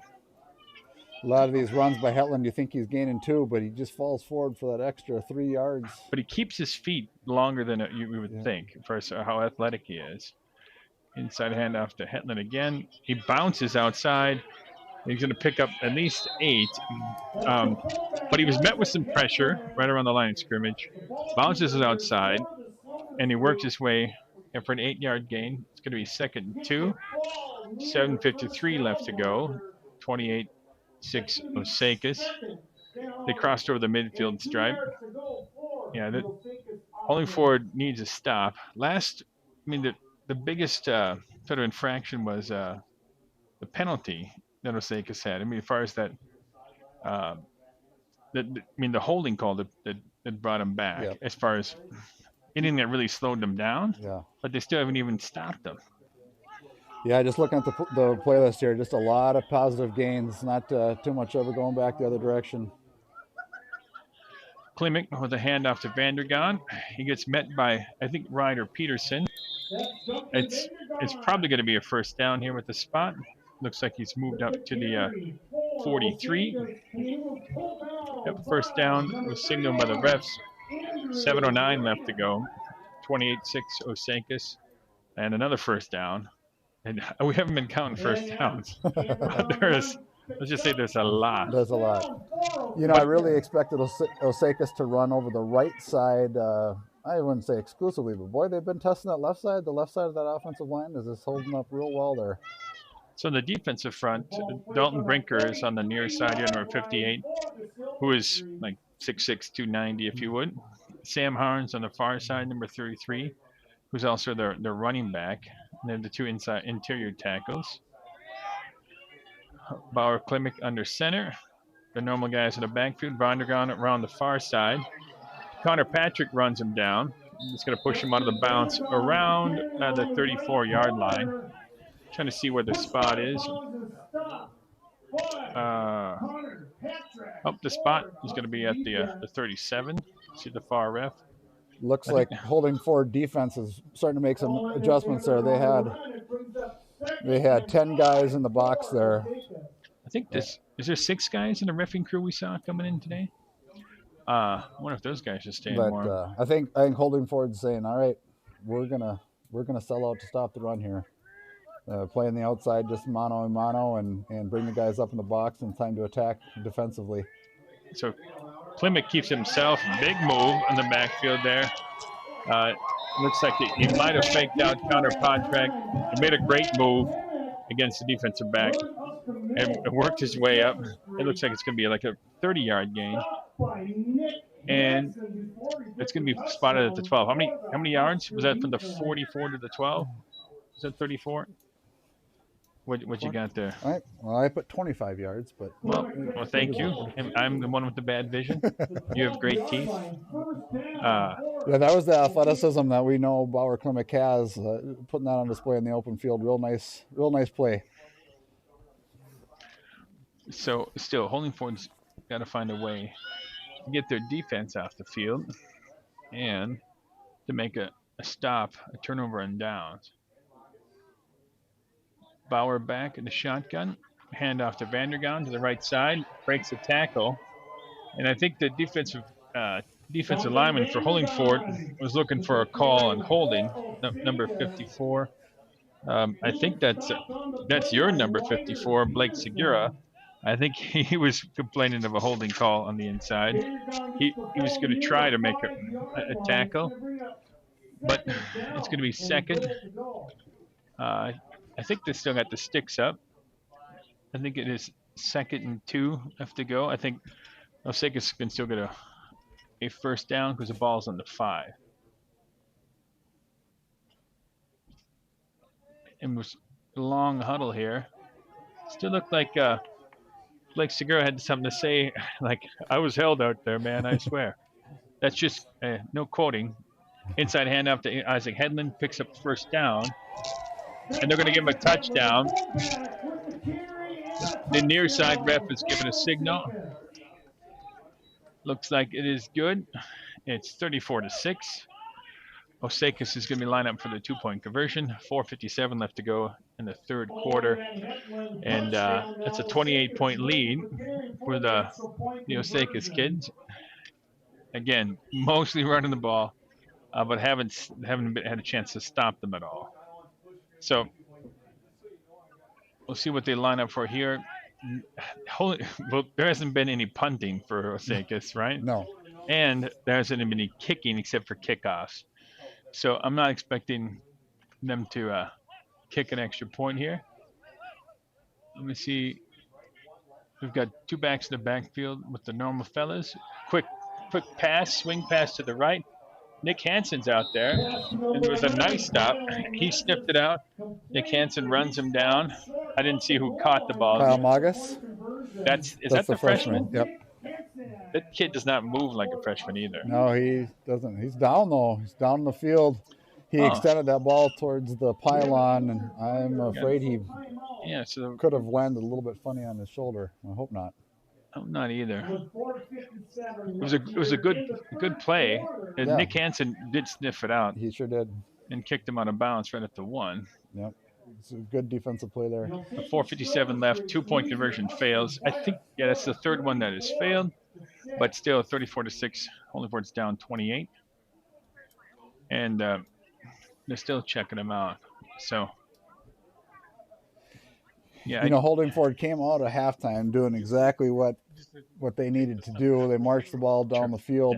Good play call variations. They're eating up chunks of yardage. Then they unfortunately had that fumble. Just really seemed to take the wind out of their sails. Osakis able to get the ball back and just methodically march it down the field there. Sure. So is Magus up? He is up. Yeah. Walking under his own power. That's good to see. I think we have a shot of that. Might have lost his wind a little bit. So following that Osakis touchdown, now McCarter Kursky will be kicking off to Holdingford. Back deep. Connor Peasant and Will Ethan. All right, so Holdingford's back deep. When we're down 28, this is where I might go a little off subject, right? Just a little bit. Not that I'm against it anyway. So I did get a note that somebody said Patrick clearly found the ball when they were watching it or went back, because we can't really go back on it. But Will Ethan picked up this return. That we've got a flag on the field. Great return by Ethan, but he might have had a little illegal help. It's going to likely be a holding call against Holdingford. Thanks to Ethan Haggerty and his family pointing out to us there was clearly a fumble on the Holdingford side. Ethan's a football player for Rogers, member of the family, along with quite a few of us have played football, including Isaac Fowler that's out there on the field. I know this is obviously heavily one-sided, but when we're down 28, we try to make some positive things out of this. Looks like they're going to spot the ball. Or they're going to walk it off from the 28. I don't know if that's a spot foul. And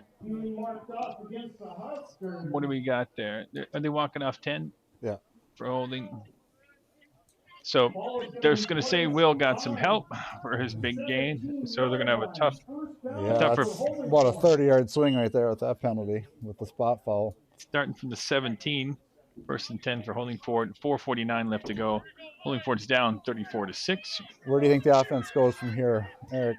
I think they're gonna probably just chuck it. They're gonna throw it a bit. They have to have some timing routes because they haven't had any time. And so, what was that? So, if they're gonna get a legal procedure, I don't know if the motion man was heading towards the line of scrimmage. Yeah, I didn't see anyone else jump, but it did not seem like he was obviously moving towards the line of scrimmage. But that could be. Was there a whistle from somewhere, like in the building? I think that one's in your head. Totally. That's the grinder. That's the grinder mixer. I've making its appearance again. I've totaled up the number of times I've been hit in the head, or at least I think, with how many football games I've played. That could be. Tate Lang, and from the shotgun, he's going to pass. Oh, had some time. Ball is knocked down. Is that number 78, Mike? Yeah, that's Brady Magus. Big Brady Magus got his mitts up there. He's about 6'5". Yeah, with that extension, that's excellent. That's a big wing. Like really, decent time, decent pass protection. But Brady Magus does exactly what they tell every defensive lineman: get your hands up, just throw a meat hook in the air, and he knocked it down. So Holdingford got the ball off, was knocked down. It's going to be 2nd and 15 after the illegal procedure and the knockdown pass. 4:43 left to go in the third quarter. Hand off to the sweep to the right. Connor Patrick finds his way up to the 20. So picking up some of the lost yards. It's still going to be 4th and 7 from our guests up here. So should be 3rd down. Oh, I'm sorry. Yeah. Thanks for the correction. I played like 30 games at Holdingford and 30 games at St. John's. And if you take all the snaps, that's about 70 snaps. That's about 2,000 hits to the head at each institution. So let's just say I'm under the watch list. Right? All right, Tate Lang back to pass. Oh, I'm sorry, he's going to keep it. Oh, so on the defense, Osakis, who shot through there, Mike? Can you see the number? 65, and he's not on our list. And my wife has been texting me, "Who is number 65?" And I don't have it. Have it down here. Did they say Scott Hahn or Scott Kahn? Did the public address guy? It was a great play. I got to hand it to him. 4th and 5 for Holdingford. Holdingford is going to punt. Tate Lane back. And no Osakis return. I think it's Vandergast. Whoa, Mayday. Probably should have just ran him for the safety. So that was an ill-advised play if you're D. But of course, who's 55 for Osakis? Coach Ingfinger just texted me. 65 is Chase Myers. 65 is Chase Myers, but 55 just caught a punt. Which is Waylon Men's humor. And he just caught it at the Holdingford 20. Now, if you're like, you're not supposed to touch the punt. But I get it. The kid he caught it. Yeah, right. He dropped that as live ball. So that was actually a risky play right there. If Coach Bill is listening, we want to say hello. I'm glad to hear he's well enough to listen. And the team's doing really well, by the way, Bill. Really well. Everything's going the way of Osakis. Even that one on the May Day. Coach Bill might come in the special teams meeting Zoom-wise on Monday and talk about not fielding that punt. Isaac Hetland around the left side. Takes a moment. Will Ethan picks him up. But after a 9-yard gain, 34-6, 3:04 left. 3:04 left here in the third quarter. Got a holding. Well, maybe Bill should send these guys to the shame of school, or school of shame, because of all these holding calls. There's been a few. There's always holding on every play, but for the most part, Osakis has got a great running game. Offensive linemen are getting their hats out on their defensive linemen. Maybe a few things to clean up there, keeping the hands inside the shoulders. I do appreciate when people text in, but I didn't expect the coach to text you in the middle of the game, because I'm totally open for some criticism, or if you help, some help, like that fumble call, the fumble review. Klimek keeps it, goes to pass. Oh, what do you say? What do you say about that? Exact same quarterback or tight end drag across the field right there that they ran earlier in the first half, and he had him wide open. Yeah, did it go through his hands? It did. Both hands. Hit him. It was a little high, but he had both hands on it. It appears he has all 10 fingers and 10 toes from here, and that's just a clear. He's gonna hear about that. Nothing like Daniel Jones when you run down the field and you trip over the 20. But and how fast Daniel Jones was running. It's like, wow, that guy's athletic. And then he stumbled. But I have received a few texts that the Osakis fans didn't appreciate the comment on deking the defender out of his jockstrap. That was a little harsh. That's just the Patrick athleticism over there. Inside handoff, Hetland again makes his way. He picked up quite a few yards. I think he picked up 12. I'm going to see where the spot is at. So since we do have a little bit of time here, but the Patrick family, Frank had a pig farm. Frank had 4 boys. The 4 boys in order: Brian, Paul, Keith, and Eric. All of them wore number 22. Awesome. Paul had 2 boys: Blake, who's at St. John's, who wears number 22 at St. John's, and Tyson. They wore 22. Brian's boy, Connor, is out there, who's athletic enough to break somebody's ankles, if you would, or make them lose some of their shorts. So Bauer Klimek with a nice pass to Isaac Hetland for a pickup, I think, for another first down. It's going to be close. I think the sticks are at the 7, and I think the spot's going to be at the 6. It's going to be first and goal from the 6 at 34-6. 2:01 left to go here in the third quarter. Holdingford looks a little tired out there, and Osakis only dropped 1 ball so far. Yeah. I mean, as far as they're 8 of 9 on passing. I don't know if you've got a stat. I don't think they only have 3 receptions here. So maybe I've been hit in the head a number of times. So Bauer's going to be under center. They really have something, I think, to work on there with that rollout game. That They got nice action on that play. They really do. Inside handoff. I don't know if it's Vandergaan or Klimek. It is Vandergaan. Flag on the And play. another touchdown. So 40-6, 1:20 left to go in the third There quarter. is a flag down. Well, It's not going to be a holding shot. call. Going to bring that one back. So, well, I think it's coming back, Gary. Hey, Gary, I think that one's coming back. So, Gary Zabzonka, the longtime Holdingford public address announcer, had to make his way out of town for this game. So Holdingford gets a little bit of relief. Like we talked about earlier, I mean, I think the Osakis coaches have to be real happy with how this offensive line has come out and played, but they do have some, that's probably the third or fourth holding call, maybe a couple that didn't get called. They have a few things to clean up there on the line. So there was they're saying it was a 2-point conversion that was nullified. No. That should. Yeah. So there's a correction coming. 15-yard penalty against the Minks. We are waiting for. And that puts the ball That's to first down. the 18-yard line. Right, there was. They attempt the point conversion here after their touchdown. No, it's first down. Isn't it? It's first down. So they got the the stick. It's first and goal from the 18.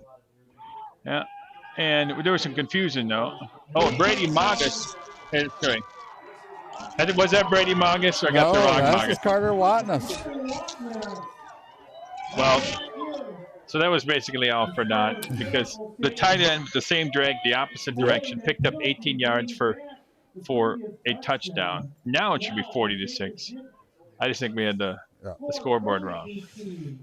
Well, Carter made up for his last drop with a nice snag right there. Got both mitts on that thing, hauled her in, and finished the run very nicely. So now it's 40-6. There was no defensive penalties. So a little off topic here, but Kyle Rudolph, I know he's got unbelievable hands and he's a pro athlete, but would have he been able to rumble that into the end zone? I mean, has he ever ran a catch more than 2 steps or? Yards after catch, I don't think that's his strong point. That's not his forte, is it? Is that Osakis' strong point coming on here? Yards after the catch. 2-point conversion. Sweep right to Vandergaan. Tries to make and succeeds at getting a 2-point conversion. 42-6. 1:17 left to go here in the third quarter. Bill Infanger's got to be feeling pretty good. Sitting at home. It is cold. His wife's got a new kidney. He's healing up.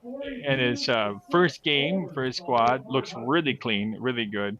Yep. Other than a few shameful holding penalties. Really, even if you called every single holding penalty, it would still probably be 34-6. Right? So 2-point conversion makes it 42-6. Holdingford has got a healthy 36-point deficit. We're still not yet out of the third quarter. They still haven't stopped Osakis. No. So, I know it's killing coaching figuring out to be here today. We're all in the Osakis community thinking of him and Amy and wishing them a quick recovery. We're excited for Amy to be able to get that kidney now at this stage before she got him. While she can heal quickly, and it's just pretty awesome that it worked out. He's done a great job coaching this program up, and he's got a nice group of assistant coaches underneath him that are doing a good job today. But I know it's tough on him not being here today, so we're all thinking of you guys. And so even from a personal note, my in-laws, my mother-in-law and her husband, Colin, he's a recipient of a kidney donation and a paired match program. Same thing, where 4 people had surgery in the same week, where there was a willing donor that was able to provide a kidney, and with willing donors in the right match, some strangers can get themselves a new kidney. So I've seen that program work before. Pretty awesome. That is a slow roll kickoff to Will Ethan, who picks it up and manages to scratch out a few yards here on the near side. The ball will be spotted at the 35. I do believe Osakis was going to, wear some socks or something for today to show their support, or some type of gesture in that way. But it's clear with your coach not being around, and there's not many people here, that everybody has heard of the situation. So it's pretty cool that 2020, the weirdest year I can think of. At least there's some good things coming from it. Offsides on number 65, and who's that? That is Chase Meyer. Chase Meyer. Was he maybe a skill position? Why do we have him listed at 65? I gotta get the story. He's a junior. But I mean, have you heard of his name before? Is he new to the team? Yeah, he was a tight end. Is he a foreign exchange student? No, he was a tight end. So I think they maybe moved him into the interior here a little bit, offensively. So Tate Lang hands off to Sam Harn. Sam Harn with a few tough yards. He might pick up 2. So Blake Segura, who last week was 42, it took off his number 42 jersey and put on 54 in case he needed some help on the offensive line. So I think just the same thing. There's a bit of a change from a skilled and eligible receiver to move inside if they need him. So Chase Myers had a nice little game. That's small town football. You got to put your athletes where there's a need, and they have to be able to adapt. So Tate Lang with the inside handoff after some backfield action for Andrew Radin. Looks like he's going to get stopped for 0. That's going to be 3rd and 3 with 23 seconds left to go here in the first quarter. I don't know if they're going to get another playoff. I'm going to see what Luke Mitchell's going to do for the Huskers. Team's in the huddle. 10 seconds left to go. Clock running. Tate's looking to the sideline. And I think, they're going to call it. They're walking it off because it's not going to get a penalty. End of the third quarter, 42-6. Not the way I thought it was going to go for Holdingford, but 42-6 Osakis, and they're going to be switching sides. So there is nobody in our, except for like my father or anyone that really caught the football or handled the football. Yeah, everybody's mostly on the Clydesdale kind of thing. What position did you play at the Mighty Osakis? Well, I was one of those adaptable players, I guess. I started off as a fullback, and I think my sophomore year I pulled a muscle, ended up being on the rack for first couple games, came in and played center for a game and played guard for a couple games. Oh, really? And after that, I ended up being a guard on offense, and I was a linebacker on defense. And so, definitely in the dirt, in the middle. So I know we've had, 155-pound guards and, some smaller, wiry guys, wrestlers. You said some of the farm kids, that have played all over the field, from receiver to guard, and just did whatever they were asked of them. 3rd and short for the Huskers, and we've got Def Leppard here in the stadium. I think they're stepping it up a little bit. That's a little improvement over Loverboy. Def Leppard with 3rd and 3, fourth quarter start. Ryder Peterson in motion, Tate Lang to keep it. Makes a nice break through the defensive line. Picks up 6 or 7. Gets to the 48, 42-6. I don't know if Osakis has rotated any other younger players. They don't really have a lot of younger players. So I think a lot of these guys are going to have to stay out there. But the fourth quarter in the squad is up, 36. They're going to probably let off the gas a little bit. Yeah. I think Holdingford will pick up a score or 2 here. I think it'd be great for them to get some of their confidence back. Hand off to Ryder Peterson, end around to the near side. Breaks a few tackles, makes a guy miss, falls forward for pick up a 7. Covered a lot of ground, picks up 7 yards. It'll be 2nd and 3. 42-6 Osakis, 11:05 left to go in the game. Nice block by Tanner Tomaszek out there. That's right. Out in space. That was not always an easy place to make a block for an offensive lineman out there surrounded by green. He did a real nice job getting a hat on that defender I and know. popping that open there. When you got a Clydesdale trying to block a water bug in front of you, it's tough to run him down. It is. 2nd and 2. Sam Harn. Nope. Ryder Peterson in motion. Pass to Ryder Peterson. Oh, in and out of his hands. I think he's going to miss that one. Hasn't the temperature dropped out here? Yeah. Hey, who ran that last play? I missed it. That was near side. I thought that was Ryder Peterson for the end around number 32. Okay. Yep. For a pickup of 7. I would say that the mercury's dropped almost 10 degrees. It's definitely cooled off here. As soon as the sunshine went away. The cameraman shakes. He's getting a little chilly. So.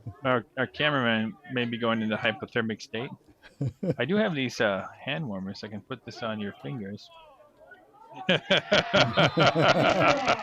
So, thanks to my sister Sarah, who is a freeze baby, if you would. She does not like the cold. And she was wondering if anybody had hand warmers. I'm like, yes, please. But I'm gonna hang on to that one for a little bit. Okay, yeah, I got another one if you want. Is that one hand hanging on to the camera stabilized? So I don't think there's one person that follows Osakis football that hasn't seen Brady Magas walking around town this summer saying, "Oh, I just want to see that kid play football." And he just stuffed that play and showed everyone why we're so excited to watch him play. The size of that kid and the strength that he carries. Connor Patrick in motion. Tate Lang to keep it up the middle. Picks up a first down on 4th down. So Holdingford getting a couple of wins, if you would, on their momentum. Moving the ball. 9:02 left to go here in the 4th quarter. 42-6, Osakis. So Brady Magas is a freshman. Right? No, his brother's a freshman. He's a junior. He's got twin brothers that are freshmen. Sorry.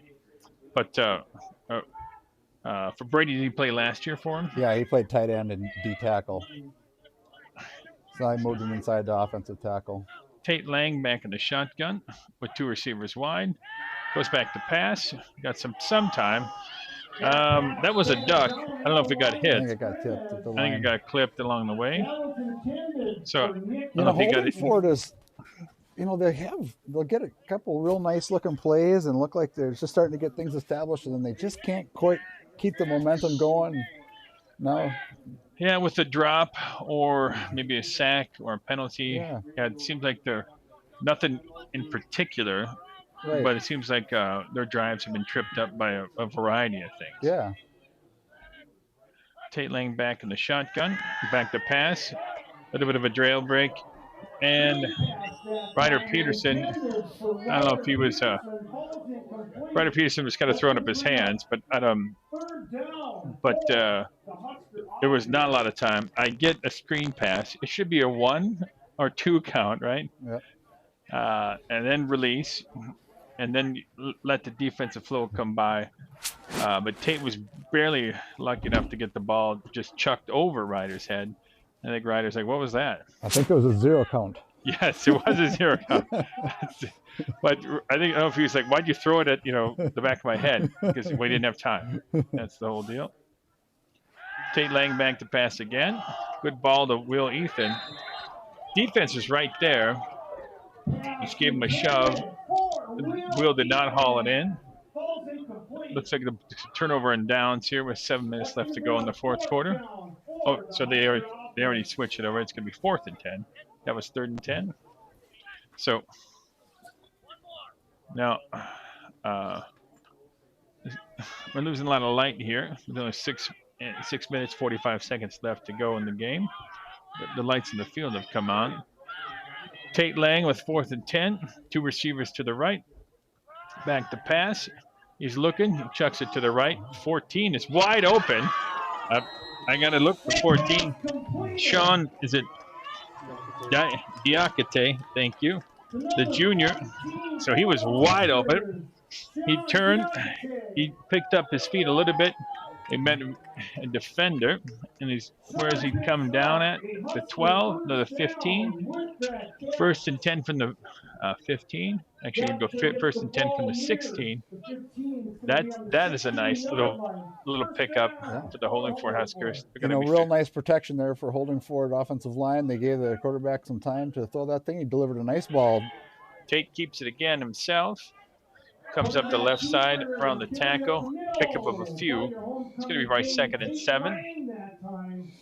So a whole new backfield comes in. Sam Harn, looks like number 31.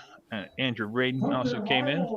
If Diakite could have been able to keep his footing there, he would have had a chance to put that one in the end zone. There was no defender in sight for a litlittle while. But that was, for a 4th and 10 play, that was just excellent execution.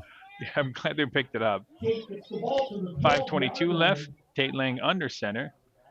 Fake inside. Hands off to the slot receiver coming around. I think that was Andrew Radin, the nephew of Jessica Opatz, I just found out at halftime. So more family connections here to Holdingford football as far as multi-generational. His uncles then would have played football at Holdingford. I guess I don't know with all the relationship, but a lot of names that people recognize. Tate Lang under center. I think you're going to get encroachment. We see one guy moving on the Osakis line.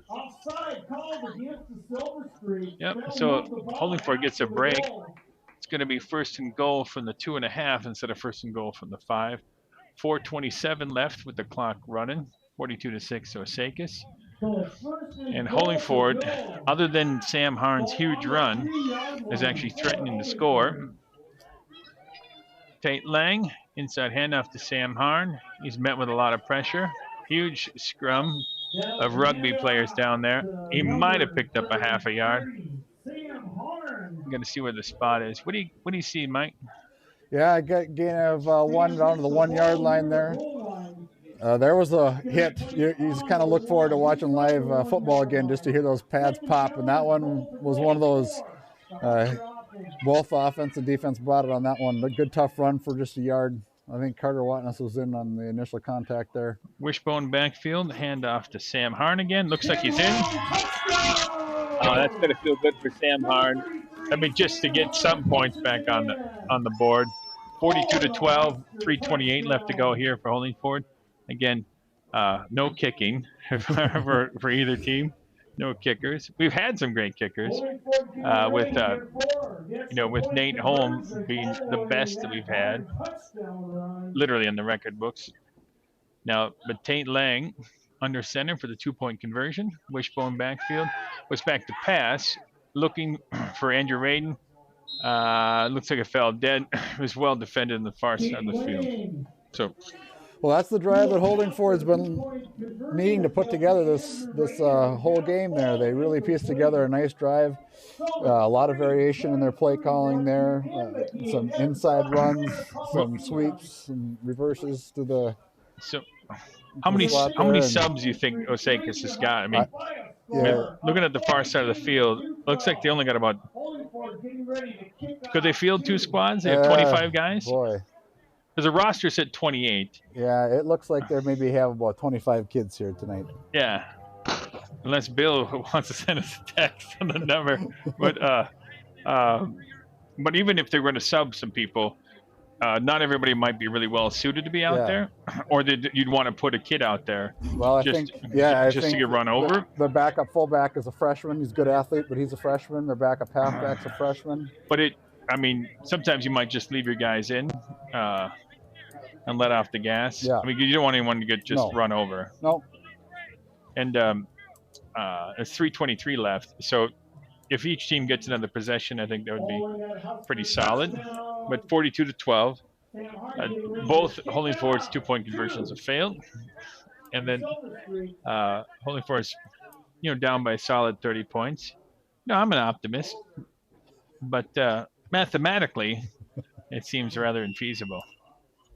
Holdingford to kick off, Sam Harn with a short kick. And one of their up men is covered by Osakis. I wonder how hard that football is out there right now. Right? I don't think it's going to fly. So now it does look like they're bringing in some backups here. Yeah, I see a couple little people out there. That's a big sign. So Now, as we're running down here in time, 2:50 to go. If you want to mention a few Osakis names of some new kids out there, Holdingford's got some new kids out there as well. Try to pick up some of them, give some of the kids some credit. Fullback 21, Tyson Hagedon's a sophomore.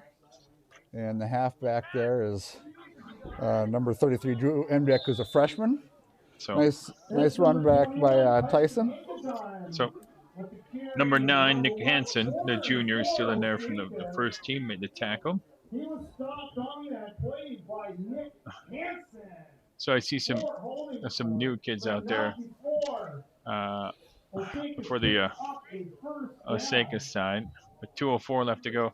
I do want to give thanks to you, Michael Collins, school board member from Osakis, to come out to preside over this thrashing. But it was really nice you could join us today. Well, it was my pleasure. It was just fun, first of all, to catch up with you, and second of all, to get in the booth and to see how this all goes. I've enjoyed it thoroughly. It's been a great time. How would you not enjoy a 42-12 win?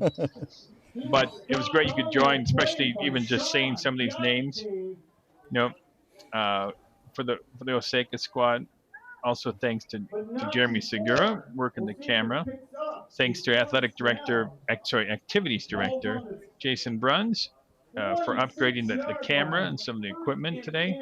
And we had a lot going on when the game got moved here to Sauk Center. Also, thanks to Jackson Hazley for troubleshooting the setup. He'll be back for the next broadcast. So, in Jackson's spirit, we want to thank everybody possible. How about the chain gang that drove up from Holdingford, like my brother Jacob? And Bauer Clement keeps it. I think that was a broken play. 50 seconds left of the clock. There's only going to be a few more plays left here. 42-12. I want to give thanks to some of my listening audience, like Rob and Chad, who are somewhat hurt that I only mentioned AC/DC and not them. I would say Pearl Jam. I would say Aerosmith. Some other locker room classics. But not Megadeth. The coaches only would go with that. And they're kneeling down for victory formation. Last play of the game as the clock runs out, 42-12. Holdingford is coming off a little bit dejected for their away homecoming game. Luke Mitchell is going to put them together on the sideline. In the Corona world, everybody lines up and waves. All right? There's no more handshakes. There's no more scrum. But Osakis got to feel great about the game. Coming off of a 2-week Corona hiatus and no practicing this week because of weather, right? Yeah, 2 missed practices. So, which is a record, literally like the October snowfall. Yeah.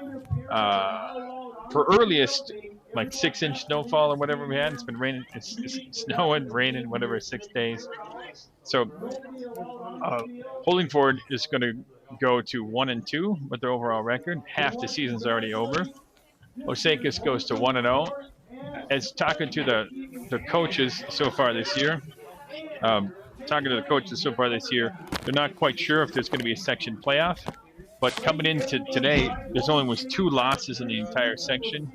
Like Painesville's undefeated, Eden Valley's undefeated, Morris is undefeated. Like even if there is a playoff, it's going to be a very tough section 6A. So Holdingford again, 1-2. The final score 42-12 has already turned it off. Everybody wants to go home.